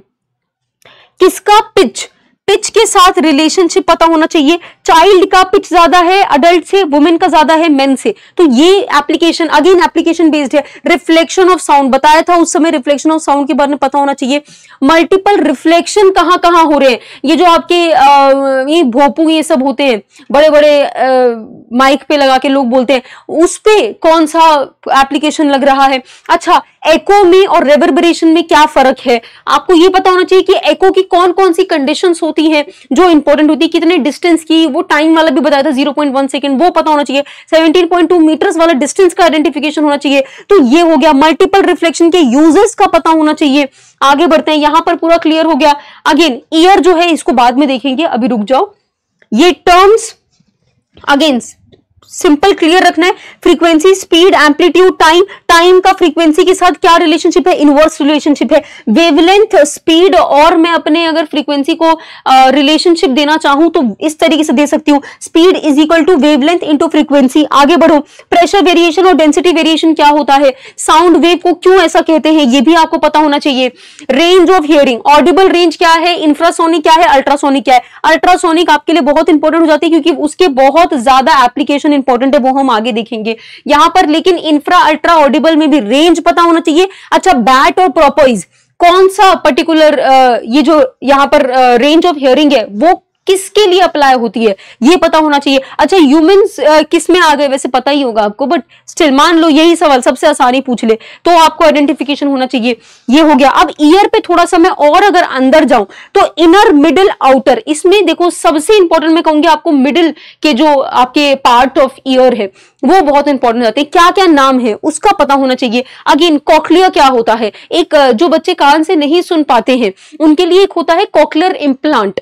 ठीक है, कॉक्लियर इम्प्लांट ना ऐसे क्या होता है, आपके यहां आपके ऑपरेशन करा जाता है, मतलब जिस भी बच्चे का है उसकी बात कर रही हूं, उसका ऑपरेशन किया जाता है, यहां पर एक चीरा लगता है और देन अंदर जाके उस मशीन को स्टेबल किया जाता है और देन बाहर की जो मशीन लगती है उसमें एक मैग्नेट होता है जो आपके अंदर वाले मशीन के साथ कनेक्ट कर सकती है। तो इस तरीके से आपने देखा होगा कि बच्चे जो है वो मशीन ऐसे लगाते हैं। अब ये जो कॉक्लिया होता है वो ऐसे ऐसे ऐसे नजर आता है, तो ये आपका फिट किया जाता है, मशीन का ही पार्ट होता है और ये मशीन इंडिया में काफी एक्सपेंसिव होती है, 8-9 लाख की पड़ जाती है ये। ठीक है, तो ये भी पता। ऑडिटरी नर्व क्या होता है, आईज में हमने ऑप्टिकल नर्व देखा था, यहां पर ऑडिटरी नर्व होता है। ये सारी जो नर्व है ये जा कहां रही है भाई, ये ब्रेन के पास जा रही हैं। आ गई बात समझ, ब्रेन डिसाइफर कर रहा है ये सब चीजें। अच्छा ईयर का एकदम बेसिक आपको फंक्शनिंग पता होना चाहिए, किस तरीके से ये जो पूरा प्रोसेस है कैसे आउटर से मिडिल में आ रहा है फिर आपका इनर में आ रहा है, ये पता होना चाहिए आपका। इतना हो गया। ईयर ड्रम आपको पता होना चाहिए कौन से पार्ट में आता है, क्लियर। पिना कौन से पार्ट में आ जाता है ये क्लियर होना चाहिए। प्रोसेस बता दिया ये सब, चलो ठीक है। अल्ट्रासोनिक, क्लीनिंग में, सोनार में, किडनी स्टोन को डिस्ट्रॉय करने में, ईसीजी में, अल्ट्रासोनोग्राफी आपको पता है बच्चा जब मदर के वोम्ब में होता है तो अल्ट्रासोनोग्राफी की जाती है। अच्छा ये भी अलग अलग तरीके की होती है, ठीक है, एब्डोमेन की। देर आर सर्टेन वैरायटीज, वो डिपेंड करता है कि कौन करवा रहा है और किस चीज के लिए करवा रहा है। ठीक है, यहाँ पर क्लीनिंग क्या होता है, कभी कभी कुछ मेटल ब्लॉक में कुछ दिक्कतें आ जाती हैं तो उसके लिए भी हम अल्ट्रासोनिक जो साउंड वेव्स है उसका इस्तेमाल करते हैं। तो ये सारी चीजें भी पता होनी चाहिए। आगे बढ़ो। ठीक है, अब ये कुछ एक्स्ट्रा चीजें हैं जो आपके इसी के पार्ट में आएंगी, साउंड में ही आएंगी, पता होना चाहिए। डॉपलर इफेक्ट, अगेन पुलिस जो है वो इस डॉपलर इफेक्ट का इस्तेमाल करते हैं भाई स्पीडिंग कार को आइडेंटिफाई करने में। सोनिक बूम, शॉक वेव्स, ये दोनों एक ही चीज के लिए। ये क्या होता है, एयरक्राफ्ट चल रही होती है तो मैंने आपको बताया था एक सर्कुलर ऐसे कोन के फॉर्म में ऐसे, अरे एक कोन के फॉर्म में इस तरीके से आपका एक कॉनिकल फॉर्म में आपका ये सोनिक बूम जो है वो बन रहा होता है। अच्छा इलास्टिसिटी जो है उसका साउंड पे क्या परिवर्तन पड़ता है, कौन ज्यादा इलास्टिक है, साउंड सॉलिड है, लिक्विड है, गैस है। अगेन टाइट स्प्रिंग में वॉइस साउंड ज्यादा जल्दी ट्रेवल करेगा या लूज स्प्रिंग में करेगा। रख दीजिए सर। अच्छा, एयर फिल्ड पाइप है और मैंने एयर फिल्ड पाइप था और मैंने उस पे पिस्टन लगा रखा है। अब मुझे बताइए कि इसके अंदर जो वेव जनरेट होगा वो आपका किस तरीके से होगा। तो याद रखिएगा वो भी आपका कंप्रेशन रेयर फैक्शन साउंड की तरह ही होता है। तो आपसे ये सिमिलैरिटी पूछी जा सकती है कि जैसे साउंड ट्रैवल करता है वैसे आपको रियल लाइफ में भी कुछ दिख रहा है, और ये PYQ है तो ये भी इंपॉर्टेंट हो जाता है। अगेन EM वेव्स की अगर मैं बात करूं यहाँ पर क्या क्या इंपॉर्टेंट है आपके लिए, सबसे पहले तो उसका नेचर ही पता होना चाहिए। अच्छा, पोलराइजेशन क्या पॉसिबल है या नहीं है, स्पेक्ट्रम में पूरा आइडेंटिफिकेशन, ये तीनों चीजें आपको पता होनी चाहिए। फ्रीक्वेंसी, वेवलेंथ एंड एनर्जी पे क्या रिलेशनशिप ड्रॉ हो रहा है। आगे बढ़ो, आप आ जाते हैं हमारे 7th टॉपिक पे, बस कंप्लीट होने वाला है 7th टॉपिक जो आपका इलेक्ट्रिसिटी है। ये तो ज्यादा बड़ा है भी नहीं। हाँ, इलेक्ट्रिसिटी की मैं बात करूं, इलेक्ट्रिसिटी की बात करूं तो सबसे पहले बेसिक में आपका आता है एक कुलाम्ब का मतलब क्या है, और ये तभी आप बता पाएंगे जब आपको करंट और चार्ज का रिलेशनशिप पता होगा कि भाई I = U/T होता है। इनका चार्ज का क्या यूनिट होता है, 1 कुलाम्ब। अच्छा, कुलाम्ब का 1 कुलाम्ब का क्या मतलब है, AC DC alternating current direct current का क्या डिफरेंस होता है, कौन ज्यादा बेहतर होता है, हमारे घरों में कौन सा करंट इस्तेमाल होता है। अच्छा, गैल्वेनोमीटर आपका कब एमोमीटर बन सकता है, कब वोल्टमीटर बन सकता है, उसके क्या क्या क्राइटेरियाज है। वोल्टमीटर क्या होता है, इलेक्ट्रिक पोटेंशियल डिफरेंस में क्या अंतर है, एमोमीटर क्या मेजर करता है। अच्छा, एमोमीटर गैल्वेनोमीटर में आपस में क्या डिफरेंस है।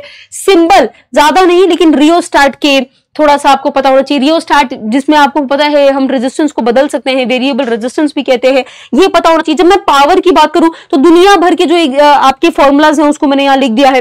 रेट ऑफ यहाँ पर डूइंग वर्क है, देन यहाँ पर मैं वर्क की जगह एनर्जी भी लिख सकती हूँ, VI I² R V²/R। ये सब चीजें मैंने आपको पावर की कहीं ना कहीं जब मैं आपको heating effect of electric current के बाद जब मैं आपको पढ़ा रही थी मैराथन में तो मैंने आपको ये कवर किया, तब मैंने ये जो पर्टिकुलर पार्ट है वो कवर किया था। आगे बढ़ते हैं, जब मैं कंडक्टर, इंसुलेटर एंड सेमीकंडक्टर की there is a wonderful table जो आपके एनसीईआरटी में दे रखी है, उसमें बता रखा है कि भाई इन सबके रेजिस्टिविटी के बेसिस पर उसने एक टेबल दे रखी है। उसमें मैंने आपको इबोनाइट का बताया था कि कितना जरूरी है, पता होना चाहिए कि वो क्या इंसुलेटर है कंडक्टर है, नाम से पता ही नहीं चलता है। सबसे पहले तो ये पता होना चाहिए। सेमीकंडक्टर, जर्मेनियम सिलिकॉन सेमीकंडक्टर है कि नहीं है पता होना चाहिए, ये इंपॉर्टेंट है। इंसुलेटर में स्टैटिक इलेक्ट्रिसिटी का क्या एप्लीकेशन है, क्यों ऐसा होता है कि बैलून को हम अपने सर पे रब करें तो वो अब हमारे बाल को ऐसे से अट्रैक्ट कर रही होती है, क्यों होता है कि बिजली कड़क रही है, ये सब चीजों का कारण क्या है, स्टैटिक इलेक्ट्रिसिटी। अच्छा, ये इंसुलेटर में स्टैटिक इलेक्ट्रिसिटी का कांसेप्ट क्या है ये पता होना चाहिए।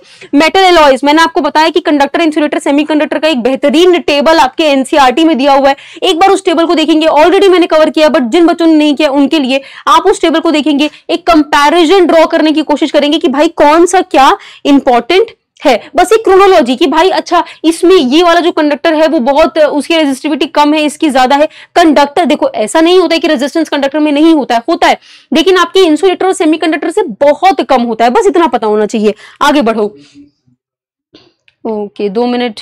अच्छा, अब इलेक्ट्रिक फील्ड जब भी आप पढ़ेंगे, वैसे मैं अभी आपको magnetic effect of electric current भी बताऊंगी जब भी लेकिन इलेक्ट्रिक फील्ड पढ़ेंगे तो आप मैग्नेटिक फील्ड के साथ में पढ़ेंगे। कब इंटरसेक्ट करती है कि नहीं करती, वैसे तो करती ही नहीं है बट करेगी तो बताओ क्या प्रॉब्लम आएगी। अच्छा, लूप कौन सा बना रहा है, इलेक्ट्रिक फील्ड बना रहा है, मैग्नेटिक फील्ड बना रहा है। अगर इस तरीके से मैंने आपको नेगेटिव और पॉजिटिव चार्ज दे दिए, अब बताइए कि डायरेक्शन ऑफ इलेक्ट्रिक करंट क्या होगा।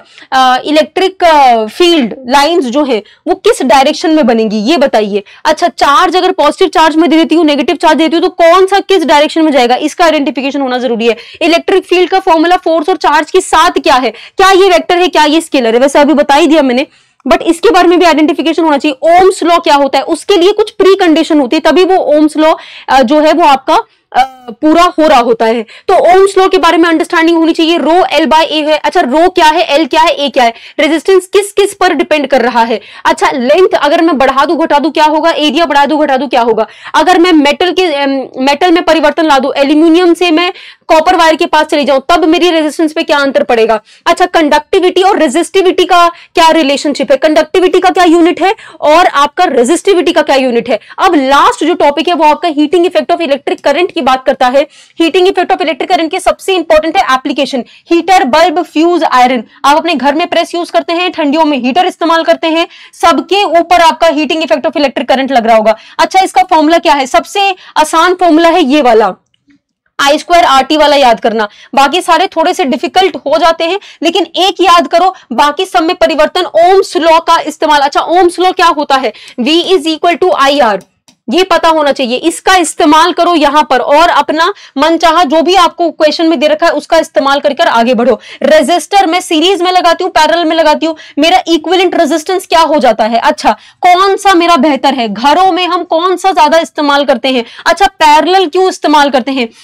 दिवाली के टाइम जो लड़ी लगती है उसमें कौन सा इसमें से रेजिस्टर जो है वो कनेक्ट होते हैं? कौन सा यहाँ पर अरेंजमेंट इस्तेमाल किया जाता है? अच्छा, बल्ब में कौन सी गैस इस्तेमाल होती है? जो हम फिलामेंट इस्तेमाल कर रहे हैं वो हम टंगस्टन की क्यों कर रहे हैं? टंगस्टन का मेल्टिंग पॉइंट ज्यादा होता है, कम होता है, इसका आइडेंटिफिकेशन होना चाहिए। जब मैं फ्यूज की बात करती हूं, फ्यूज आपका सीरीज में लगता है या पैरेलल में लगता है? अगेन, एमसीबी क्या होता है? एमसीबी का फुल फॉर्म क्या है?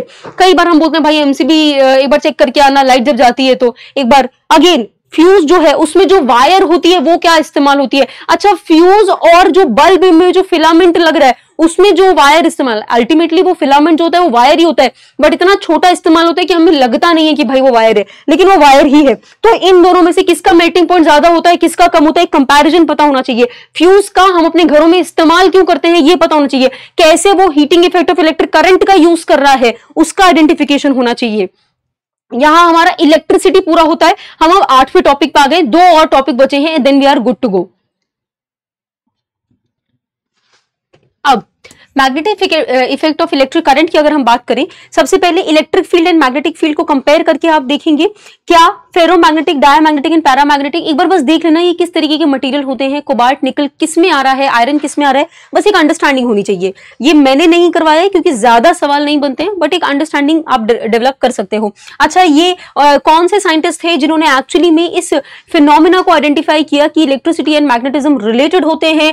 अर्थ के अंदर भी आपको पता है एक मैग्नेट होता है जिसकी वजह से अर्थ की अपनी एक मैग्नेटिक फील्ड होती है, उसका क्या बेनिफिट है? ये सोलार विंड्स जो आ रही होती हैं उसको डिफ्लेक्ट करने के काम आता है। अच्छा, हमारा जो अर्थ का मैग्नेटिक फील्ड है उसका नॉर्थ एंड साउथ पोल कहां है? अच्छा, जब मैं एक मैग्नेट को सस्पेंड करती हूं तो वो किस डायरेक्शन में, एक नॉर्मल बार मैग्नेट उसको सस्पेंड करती हूं तो वो किस डायरेक्शन में सस्पेंड होता है? उसका बहुत ज्यादा रिलेशनशिप अर्थ के अपने मैग्नेट से भी है, तो ये भी पता होना चाहिए। प्रॉपर्टीज की बात करूं तो इलेक्ट्रिक फील्ड की आपकी क्या क्या प्रॉपर्टीज होती है? अच्छा, उसकी डायरेक्शन क्या है? क्या वो लूप, सॉरी यहां पर हम मैग्नेटिक फील्ड की बात कर रहे हैं, मैग्नेटिक फील्ड की डायरेक्शन क्या है? क्या वो लूप बनाता है? क्या वो इंटरसेक्ट करता है? इन सब चीजों का आइडेंटिफिकेशन होना चाहिए।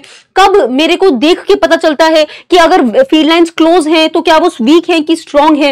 ये सब चीजें मुझे लग रहा है कि आप अपने आप को आंसर कर पा रहे होंगे और वही बस इनफ है। आगे बढ़ो। हाँ, अब आता है कि भाई जब magnetic field line current carrying conductor से गुजरती है तो सबसे पहले मैंने कंडक्टर को सीधा रखा, बाद में मैंने उसको ऐसे गोल सोलेनॉइड बना दिया, बाद में मेरा मन किया, मैंने कहा अब तो इसको और गोल गोल करेंगे, तो ऐसे पढ़ के गोल गोल गोल गोल गोल गोल ऐसे कर दिया, एक सिलेंडर बना दिया, तो वो मेरा सोलेनॉइड हो गया। तो ये तीनों चीजों में जब मैंने वायर को सीधा रखा, जब मैंने उसे गोल कर दिया, जब मैंने उसे ऐसे करके सिलेंडर कर दिया, इन तीनों का आपको आइडेंटिफिकेशन होना चाहिए। आगे देखिए, अच्छा डिस्टेंस का क्या फर्क पड़ता है? अगर मेरा करंट कैरिंग कंडक्टर जो है वो ऐसा सीधा है, ठीक है, अगर सीधा है तो उसके इर्द गिर्द जो मैग्नेटिक फील्ड लाइंस बन रही होंगी वो कोइंसेंट्रिक सर्कल बन रही होंगी। अच्छा, ये मेरे को कैसे पता चलेगा? कौन सा रूल होता है? Maxwell corkscrew rule. हम राइट हैंड थंब रूल को कहते हैं कि नहीं कहते हैं? अच्छा, डायरेक्शन क्या है इस पर्टिकुलर का कैसे पता चलेगा? क्लॉकवाइज है कि एंटी क्लॉकवाइज है? अच्छा, क्लोजनेस है तो मुझे स्ट्रांग है कि वीक है? डिस्टेंस अगर बढ़ रहा है, अगर मैं वायर से दूर जा रही हूं तो क्या स्ट्रेंथ घट रहा है कि बढ़ रहा है? देन यहां पर अगर मैं एक करंट कैरिंग कंडक्टर का मैग्नेटिक फील्ड के साथ रिलेशनशिप देखना चाहूं तो यार ये रहा करंट का, उस पर्टिकुलर आर रेडियस का, एंड देन आपके मैग्नेटिक फील्ड का। याद सिर्फ इतना रखना है, इसके बारे में मैंने आपको बताया था कि याद करने की चीज सिर्फ इतनी ही है कि करंट के साथ डायरेक्टली प्रोपोर्शनल है, आर के साथ इनवर्सली प्रोपोर्शनल है। आगे बढ़िए, फोर्स का आपको पता होना चाहिए कि अगर मैं एक करंट कैरिंग कंडक्टर, ये करंट कैरिंग कंडक्टर है, ये मेरा एक करंट कैरिंग कंडक्टर है और वो एक मैग्नेटिक फील्ड में रखा है तो वो एक फोर्स महसूस करेगा, उसके बारे में आइडेंटिफिकेशन होना चाहिए। इसी फोर्स के एप्लीकेशन के बेस पे आपको पता है कि हमने मोटर और जनरेटर में किस तरीके से बड़े बड़े मैग्नेट लगा रखे थे, ठीक है। अब यहाँ पर सोलेनॉइड में अगर डायरेक्शन सबसे पहले north pole south pole, solenoid क्या है वो भी एक नॉर्थ पोल और साउथ पोल एक बार मैग्नेट की तरह जो है वो एक्ट करने लगता है। तो बार मैग्नेट में जैसे नॉर्थ एंड साउथ पोल होता है, इसमें भी नॉर्थ एंड साउथ पोल होता है। अच्छा, अगर मैं नंबर ऑफ टर्न्स बढ़ा दूं तो क्या मेरा जो स्ट्रेंथ ऑफ फील्ड है, मैग्नेटिक फील्ड लाइंस, क्या वो बढ़ेगा घटेगा? अच्छा, इलेक्ट्रोमैग्नेट क्या होता है? इलेक्ट्रोमैग्नेट, अगेन इलेक्ट्रोमैग्नेट जो है उसमें टर्न्स का, करंट का क्या फर्क पड़ता है ये पता होना चाहिए, क्योंकि आपको पता है इलेक्ट्रोमैग्नेट हम क्या करते हैं, एक सोलेनॉइड में एक बार रख देते हैं और उसको क्या करते हैं, मैग्नेटाइज करते हैं। तो अब मुझे ये फर्क पड़ता है कि भाई मैं कितना ज्यादा स्ट्रॉन्ग मैग्नेटिक फील्ड दे रही हूं उस इलेक्ट्रोमैग्नेट को। तो इन सब का आपको आइडेंटिफिकेशन होना चाहिए। परमानेंट मैग्नेट वो नेचुरल मैग्नेट होते हैं, क्योंकि इलेक्ट्रोमैग्नेट तो हमने बनाया ना सर, हमने उसको इतना मैग्नेटिक फील्ड दिया, इतना दिया कि भाई वो एक मैग्नेट की तरह ही रोल निभाने लग गया। लेकिन एक परमानेंट मैग्नेट जो आपकी धरती में नेचुरली प्रेजेंट है, उन दोनों में क्या परिवर्तन होता है, कौन सा स्ट्रॉन्ग होता है, कौन सा वीक होता है, सब याद आ रहा होगा। एमआरआई, ये सब आपका होता है ह्यूमन में। मैग्नेटिज्म का क्या रोल है उसमें, एमआरआई का बहुत बड़ा एप्लीकेशन है, ये पता होना चाहिए। Fleming left hand rule, right hand rule, कौन सा आपके मोटर में लगता है, कौन सा जनरेटर में लगता है। अच्छा, इलेक्ट्रोमैग्नेटिक इंडक्शन जनरेटर में लग रहा है कि नहीं लग रहा। फैराडेज लॉ अगर नहीं याद हो पाता है तो कोई बात नहीं, लेकिन फैराडेज के 2 लॉ हैं उसको याद कर लेना। एक लेंस लॉ भी है वो भी देख लेना। अगेन मोटर और जनरेटर में याद करने की सिर्फ ये 4 चीजें हैं, इनके कॉम्पोनेंट पता होने चाहिए, किसमें कम्यूटेटर का इस्तेमाल हो रहा है, किसमें स्लिप रिंग्स है, ये सब पता होना चाहिए। वर्किंग देखो, अगेन ऐसा हो सकता है कि कुछ चीजें आपको यहां पर मैंने बता दी हैं, मैराथन यहां वहां कंप्लीट नहीं है, आपने खुद ने भी जिस टीचर से पढ़ा है, जहां से पढ़ा है उसमें कवर नहीं है। सिंपल मैं इतना कहूंगी, यूट्यूब पे जाओ, किसी की भी वीडियो जो 5 मिनट के अंतकाल में आपको बता दे वो देख लो और चलते बनो, ज्यादा आपको उसमें रिसर्च नहीं करनी है। अगर मैं आपको वर्किंग का बताऊं, क्या करना है आपको, animated video on Motors, animated video on generator, इसमें जो एक्चुअल में फंक्शनिंग एक बार आप बस देख लो। कोई भी एनिमेटेड वीडियो जो होती है उससे ज्यादा अंडरस्टैंडिंग हो जाती है, तो एक बार वो देख लो। मैं यहां चला दूंगी, लेकिन कॉपीराइट का शायद कोई इशू रहता है, मुझे आइडेंटिफाई नहीं है, मतलब वो क्या मैटर है मैं इतना नहीं जानती हूँ उसके बारे में, लेकिन ऐसा कोई दिक्कत रहता है तो मैं आपको बोलूंगी आप खुद जाके यूट्यूब पे प्लीज ये कर लेना, ठीक है। स्पीड ऑफ रोटेशन में किस तरीके से बढ़ा सकती हूँ, अब ये रोटेशन का आपको पता होना चाहिए कि कैसे मोटर और इसमें ये रोल जो है वो इंपॉर्टेंट है। एप्लीकेशन, कहाँ कहाँ मोटर आप यूज कर रहे हैं, जनरेटर का आप कहाँ कहाँ इस्तेमाल कर रहे हैं वो पता होना चाहिए। इन सब चीजों के बारे में मैंने वर्किंग को छोड़ के मैंने आपको सब चीजें बताई थी। वर्किंग मैंने आपको नहीं बताई थी, वो भी रॉ फॉर्मेट में बता तो दी थी, क्योंकि आपको पता ही वैसे होना चाहिए। मेन आपको ये पता होना चाहिए। अगेन, चार्ज पार्टिकल को अगर मैं एक मैग्नेटिक फील्ड में रखूं तो मेरा चार्ज जो है वो कुछ तो फोर्स महसूस करेगा, उसका रिलेशनशिप मैंने यहां पर लिख रखा है। ट्रांसफॉर्मर में कौन सा प्रिंसिपल इस्तेमाल होता है वो पता होना चाहिए। अच्छा, एनर्जी लॉस का क्या कॉन्सेप्ट है। अच्छा, इसमें ना वर्किंग में जब आप जाएंगे, अगेन ट्रांसफॉर्मर की वर्किंग देखनी है, एक एनिमेटेड वीडियो देखो, बाकी जितना भी थ्योरेटिकल पार्ट है वो सब मैं आपको कवर करवा चुकी हूं। अच्छा, जब आप वर्किंग करेंगे तब आपको दिखेगा कि नंबर ऑफ टर्न्स, क्योंकि इसमें ना प्राइमरी एंड सेकेंडरी 2 कॉइल्स इस्तेमाल होते हैं ट्रांसफॉर्मर में, तो नंबर ऑफ कॉइल्स का क्या रिलेशनशिप है वोल्टेज से, प्राइमरी में सेकेंडरी में, वो आपको इससे पता चलता है। और सवाल भी इसी पे बनेंगे, अदरवाइज नहीं बनते हैं। अच्छा, डोमेस्टिक सर्किट जो हम अपने घर में इस्तेमाल करते हैं उसमें पोटेंशियल डिफरेंस क्या है, उसमें ग्रीन, ब्लैक और रेड वायर इस्तेमाल हो रहा है, तो किन 2 वायर के टच करने से शॉर्ट सर्किट होती है। अच्छा, ओवरलोडिंग क्या है, यहां पर ये भी इंपॉर्टेंट है आपका कि कौन सा वो वायर है जो डीप इनसाइड बुरीड होता है एक मेटल प्लेट के साथ, वो ग्रीन है, ब्लैक है, रेड है। याद करिए, ग्रीन वायर बताया था मैंने आपको सॉरी, ग्रीन वायर जो होता है वो आपका अप्लायंसेस के साथ कनेक्ट है। लीकेजेस, याद करिए, लीकेजेस ऑफ करंट कौन बचाता है, ये सब चीजें बता दी गई हैं आपको, ठीक है। अब आगे बढ़ते हैं। अब आ जाता है ग्रेविटेशन, बस हमारा वीडियो होने वाला है। ग्रेविटेशन में बेसिक में आप सबसे पहले ये आइडेंटिफाई करने चाहिए ग्रेविटेशन और ग्रेविटी में क्या फर्क है, क्या पता आपसे पूछा भी जाता है ये सवाल। अगेन, प्रॉपर्टीज की अगर मैं बात करूंगी तो सबसे पहले आप कंजर्वेटिव है या नहीं है। अच्छा, ये जो जी होता है, ये कांस्टेंट है, ये हेनरी केवेंडिश ने दिया था, इसकी वैल्यू कितनी है। ये universal, Newton's universal law of gravitation क्यों बोला जाता है, ये इफेक्टिव कब होगा, क्या ये मेरे और इस चेयर के बीच में इफेक्टिव है, या फिर ये सेलेस्टियल बॉडीज के बीच में इफेक्टिव है? इनवर्स स्क्वायर लॉ का मतलब क्या होता है? अच्छा, क्या ये सेंट्रल फोर्स है? नहीं है। सेंट्रल कॉन्टैक्ट फोर्स है? नहीं है। ये सब चीजें यूज कहां होता है, ज्यादा इसका इस्तेमाल आपको कहां देखने को मिलेगा? यहां पर देखो, scientist Brahmagupta, Aristotle, Ptolemy, Copernicus, Galileo, Isaac Newton, इन सब लोगों ने क्या क्या अपनी ऑब्जर्वेशन दी? हेलियोसेंट्रिक मॉडल किसने दिया? जियोसेंट्रिक मॉडल किसने दिया? किसने बोला कि हर ऑब्जेक्ट जो है वो अपने नेचुरल प्लेस पे जाने की कोशिश करता है? ये पता होना चाहिए। इसाक न्यूटन का ऐसे भी बहुत ज्यादा जो कंट्रीब्यूशन है वो बाकी सारे एरियाज में भी है, उसके बारे में भी आइडेंटिफिकेशन होना चाहिए। ये सारी चीजें हो गई। अच्छा, यहां पर अरे ये क्या है, मैंने इतना शॉर्ट फॉर्म में लिखा है कि मैं ही भूल गई हूं कि मैंने क्या लिखा है। ए और आर, अब मुझे याद नहीं आ रहा। एक मिनट पॉज करके मुझे याद करने दीजिए प्लीज। ठीक है, तो ये एक्चुअली में मैंने एक्शन रिएक्शन फोर्स लिखा है, तो ये भी आपको पता होना चाहिए। जो हमारा Newton third law of motion है उसका जो आपका अंडरस्टैंडिंग है वो यहां पर किस तरीके से अप्लाई हो रहा है। ठीक है, ये भी केपलर के 3 लॉस पता होने चाहिए, वो एरिया वाला भी पता होना चाहिए, ये इक्लिप्स वाला लॉ ऑफ इक्लिप्स जो था वो भी, ये सब चीजें इंपॉर्टेंट है, करवाई गई है ये आपको। स्मॉल जी की बात अगर मैं करूं, एक्सीलरेशन ड्यू टू ग्रेविटी, उसके लिए तो आपको अलग से ही पूरा पढ़ना पड़ेगा। सबसे पहले उसका रिलेशनशिप, जब मैं टाइम पीरियड की बात करती हूं एक पेंडुलम की, तब क्या है, जी का फॉर्मूला Gm/d² है। ये d² कब मेरा आर में कन्वर्ट होता है ये पता होना बहुत जरूरी हो जाता है। देन वैल्यू इसकी 9.8 मीटर पर सेकंड स्क्वायर है, लेकिन 10 कब कब इस्तेमाल करनी है, जी का यूनिट क्या होता है, वैसे मैंने लिख ही दिया है बट स्टिल ठीक है, आगे बढ़ो। लैटिट्यूड यानी कि पोल्स में रखूं, इक्वेटर पे रखूं, तब जी पे क्या परिवर्तन आ रहा है, एल्टीट्यूड बढ़ाती, हाइट बढ़ाती चलूं तो क्या परिवर्तन आ रहा है। अगर मैं अर्थ के सेंटर में, वैसे तो इम्पॉसिबल है बट मान लो अर्थ के सेंटर पे जाके चली जाऊं तो वहां पर मेरे को एक्सीलरेशन ड्यू टू ग्रेविटी क्या महसूस होगा, मुझे मून पे क्या महसूस होगा, और ये धरती के कंपैरिजन में कितना है, 1/6 है या 1/2 है, 1/5 है, कितना है, खुद से आंसर करिए खुद। ठीक है, आगे बढ़िए। एप्लीकेशन की बात करूं, स्मॉल जी की value potential energy, kinetic energy वाला एंगल आपको याद रखना है। अगेन स्काई डाइवर वाले केस में आपको स्मॉल जी की वैल्यू याद रखनी है। ये पोटेंशियल एनर्जी जहां पर ग्रेविटेशन अपना रोल निभाता है उसको हम कहते हैं ग्रेविटेशनल पोटेंशियल एनर्जी। और ये वाला जो एग्जाम्पल है वो आपका बॉल वाला एग्जाम्पल ही है। जब बॉल आपका नीचे गिर रहा होता है या बॉल आप ऊपर की तरफ फेंक रहे होते हैं तब आपको ये पता होना चाहिए। मास एंड वेट का आपको यूनिट पता होना चाहिए, दोनों का क्या रहता है, दोनों में डिफरेंस क्या है, मैं मून पे जाऊं तो क्या बदलेगा, मैं धरती पे रहूं तो दोनों में क्या एक्चुअली में सिमिलैरिटी है, क्या डिफरेंसेस है, ये सब चीजें आपको पता होनी चाहिए। ये हो गया। अब यहां पर आते हैं इंपॉर्टेंट चीजें जो कंफ्यूजिंग है, करवा चुकी हूं, सुन लो।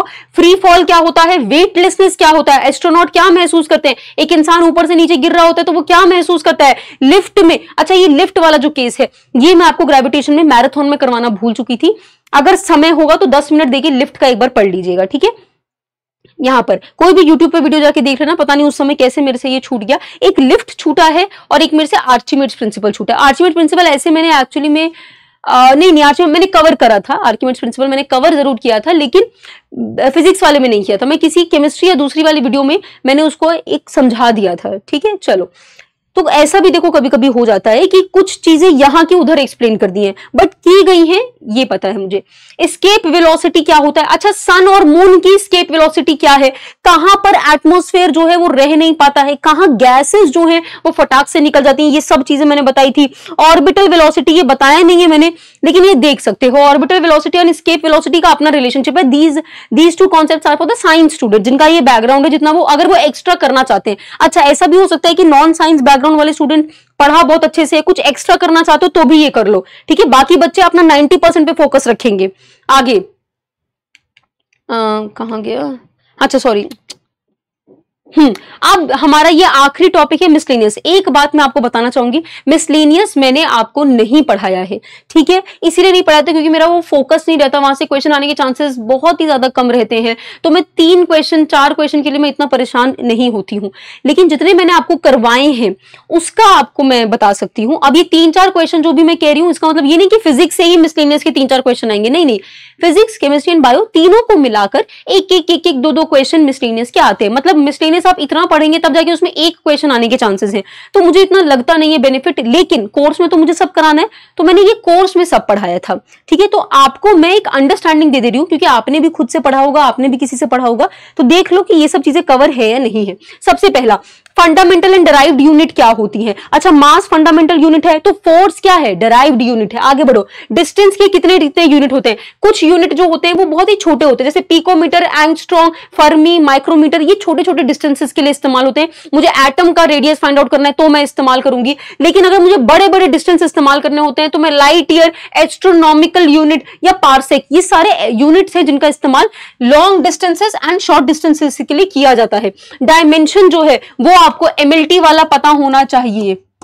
एक आध क्वेश्चन बस उसको देख लो और बस चलते बनो। स्केलर वेक्टर क्वांटिटीज क्या होती हैं, इलास्टिसिटी एंड प्लास्टिसिटी, बस ये होता क्या है उसके बारे में आइडेंटिफिकेशन होना चाहिए। स्ट्रेस एंड स्ट्रेन का एक कर्व भी बनता है और एक हुक्स लॉ है जो इंपॉर्टेंट हो जाता है। अगेन जब मैं फ्लूइड में आती हूं तो relative density and specific gravity क्या होती है। आगे पास्कल्स लॉ, ऑल्दो मैं बता चुकी हूं Pascal's law, Archimedes principle, surface tension, लेकिन कहीं कहीं अलग अलग जगह बताया है, एक जगह नहीं बताया है। सरफेस टेंशन में एक कोहेसिव फोर्स होता है, एक अधर्सिव फोर्स होता है, वो पता होना चाहिए। मरकुरी क्यों आपका सरफेस को गीला नहीं करती है, मरकुरी क्यों स्पेरिकल मतलब सरफेस बनाने की कोशिश करती है, रेन ड्रॉप क्यों स्पेरिकल सरफेस बनाने की कोशिश करता है, इन सबके पीछे सरफेस टेंशन का बहुत बड़ा रोल है। कैपिलरी एक्शन क्या है, क्यों ऐसा होता है कि भाई जो मेरा लालटेन जो होता है उसमें विक जो है वो नीचे से तेल ऊपर जा रहा है। सोचिए नीचे से चीजें, हमें ये तो पता है कि झरना हो गया, रिवर हो गया, वो सब ऊपर से नीचे आते हैं, ये तो नेचुरल प्रोसेस है, लेकिन यहाँ पर जो आपका ऑयल है वो नीचे से ऊपर जा रहा है। ये जो कैपिलरी एक्शन है वो क्यों हो पा रहा है ये पता होना चाहिए। बर्नौली थ्योरम क्या होता है, इसके एप्लीकेशन पता होने चाहिए। इसकी थ्योरम में मत जाना, वो बहुत ही बड़ा है, इसके सिर्फ एप्लीकेशन देखना और बस चलते बनना, इतना हमारा हो गया।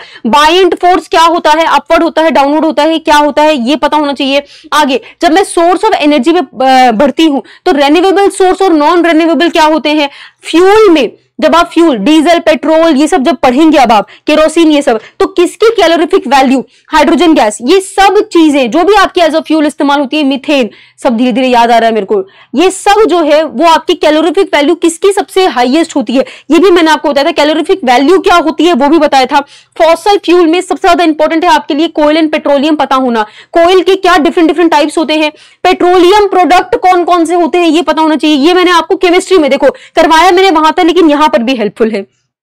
आगे न्यूक्लियर एनर्जी जो है, न्यूक्लियर फ्यूजन क्या होता है, फिजन क्या होता है, कौन सा पॉसिबल है, हम जो न्यूक्लियर रिएक्टर में यूज करते हैं वो कौन सा रिएक्शन है, कौन सा फ्यूल इस्तेमाल, अच्छा यूरेनियम एज अ फ्यूल हम इस्तेमाल करते हैं, अच्छा यूरेनियम के अलावा भी हम एक इस्तेमाल करते हैं वो भी पता होना चाहिए। कंपोनेंट ऑफ रिएक्टर पता होने चाहिए कि वहां पर क्या क्या इस्तेमाल किया जाता है। सबसे इंपॉर्टेंट है वहां मॉडरेटर, मॉडरेटर के लिए बताया था कि मॉडरेटर करता क्या है, कैसे वो रिएक्शन को सस्टेन रखता है। मॉडरेटर में हम हैवी वाटर का इस्तेमाल करते हैं, ये पता होना चाहिए। आगे बढ़ो, जब मैं यहां पर एनर्जी की बात कर रही थी, रिन्यूएबल एनर्जी, तो यहां पर solar, wind, biomass, geothermal, tidal energy, wave energy, ये सारी एनर्जी आपको पता होनी चाहिए कि कैसे कैसे हम एक्सट्रैक्ट कर सकते हैं, कौन सी रिन्यूएबल है कौन सी नॉन रिन्यूएबल है। ठीक है, ये हो गया। रेडियो एक्टिविटी में alpha, beta, gamma radio activity क्या होता है। Use of radio active isotopes, कौन सा कैंसर को ट्रीट करने के लिए इस्तेमाल होता है, कौन सा गोइटर को ट्रीट करने के लिए इस्तेमाल होता है, कौन सा कार्बन डेटिंग के लिए इस्तेमाल होता है, एज ऑफ द फॉसिल को जानने के लिए इस्तेमाल होता है, ये सब पता होना चाहिए। एक्सरेज को अलग से स्टडी कर लेना, ये मैंने यहीं पर ऐड कर दिया, बट एक्सरे को अलग से स्टडी करना इसलिए जरूरी है क्योंकि काफी क्वेश्चन मैंने सीडीएस और एनडीए में इसकी तरफ आते हुए देखे। एक्सरेज कैसे बनते हैं और यहाँ पर इसका अगर कुछ एक स्पेशल अगर कुछ है तो इसके बारे में बस ज्यादा नहीं जाना, ठीक है। 2 या 3 पॉइंट एक्सरे के बारे में पता होने चाहिए। तो ये आपका रेडियो एक्टिविटी हो गया। आगे बढ़ो, साइंटिफिक डिवाइसेस, देखो अगर आपके पास कहीं पर भी लगता है कि इसके लिए मैम कंटेंट नहीं है मेरा, तो मैं सिर्फ इतना कहूंगी आप लूसेंट को रेफर कर सकते हो। यहां पर अगर मैं साइंटिफिक डिवाइस की बात करूं तो कम से कम 10 या 15 डिवाइसेस हैं जो आपके लिए इंपॉर्टेंट है। मैंने यहां पर 4 ही लिखे क्योंकि बहुत ज्यादा समय लग रहा था। एनियोमीटर, बैरोमीटर, कार्डियोग्राम, एंडोस्कोपी, ऐसे तो आपने कुछ तो खुद ही से पढ़ लिया, वोल्टमीटर, एमोमीटर, गैल्वेनोमीटर, ये सब आपने खुद ही से पढ़ लिया है, बट स्टिल मैं कहूंगी कि यहाँ 4 मैंने लिखे हैं, 5, 15, 20 और हैं, बस एक बार पढ़ लो, उसका एप्लीकेशन देखो, चलते बनो। यहाँ आपको कैसे ये इंफॉर्मेशन कहां से मिलेगी, आपको मिलेगी लूसेंट से, ठीक है, तो जो भी इंफॉर्मेशन नहीं मिल रही वो लूसेंट से, और जिसका भी आपको एनिमेटेड वीडियो देखना है उसके लिए यूट्यूब। आगे हीट में कंडक्शन, कन्वेंशन, रेडिएशन किस तरीके से होता है ये पता होना चाहिए, सब बताया मैंने। स्पेसिफिक हीट और थर्मल कैपेसिटी में बहुत ही माइनर डिफरेंस है, मास का डिफरेंस है, अभी मैं आपको हिंट दे रही हूं, मास का डिफरेंस है ये पता होना चाहिए। टेम्परेचर स्केल, केल्विन स्केल होता है, डिग्री सेल्सियस स्केल होता है, टेम्परेचर फ़ारेनहाइट स्केल होता है। तो ये 3 स्केल जो है वो आपके लिए बहुत इंपॉर्टेंट है। ये केमिस्ट्री का भी टॉपिक है, बट क्योंकि मैं हीट यहीं कर रही थी तो मैंने यहीं पर लिख दिया। आगे बढ़ो, थर्मल एक्सपेंशन क्या होता है, एरियल, लीनियर एंड वॉल्यूमेट्रिक। क्यों ऐसा होता है कि आपका गर्मियों के समय में जो पेंडुलम जो होता है उसका जो लेंथ है, लेंथ ऑफ दी जो मेटल वायर जो इस्तेमाल करा जाता है वो क्यों बढ़ जाता है, वो क्यों एक एक्सपैंड कर जाता है, इसको हम थर्मल एक्सपेंशन कहते हैं, जिसकी वजह से आपको मैंने बताया था कि टाइम पे भी फर्क पड़ता है। आइडियल गैस इक्वेशन क्या है, PV equal to nRT। Ideal gas में Boyle's law, Charles law, Avogadro law and Gay-Lussac law, ये बहुत इंपॉर्टेंट हो जाते हैं। एक बार इसका भी अगेन मिसलेनियस का पार्ट है, केमिस्ट्री में आता है, लेकिन क्योंकि यहाँ हीट कर रहे थे तो सोचा यहीं पर कर देते हैं, लिपटा देते हैं यहीं पर। तो ये सबका बस ये पता, इसमें कुछ नहीं, सिर्फ ये पता होना चाहिए कि बॉयल्स लॉ ने क्या 2 पैरामीटर्स के बीच में रिलेशनशिप दिया था, गे-लुसाक लॉ ने क्या दिया था, बस इतना पता होना चाहिए और कुछ भी नहीं।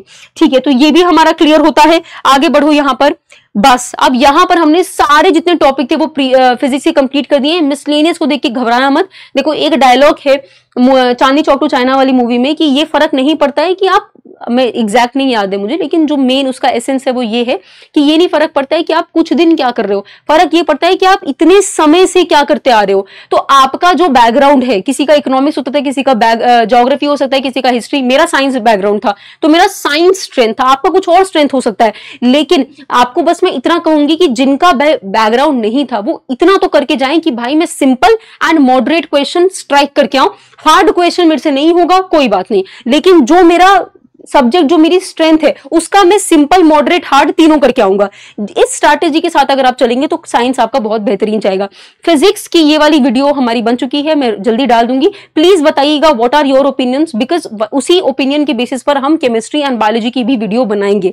ठीक है, अगर आपको लगता है कि ये हेल्पफुल है मैम, आप बना दीजिए तो ही मैं केमिस्ट्री एंड बायोलॉजी की बनाऊंगी। अदरवाइज अगर आपका टाइम इससे मतलब आपको कुछ इतना फायदा नहीं मिला तो प्लीज वो भी आप कॉमेंट पे बताइएगा जरूर। Thank you so much.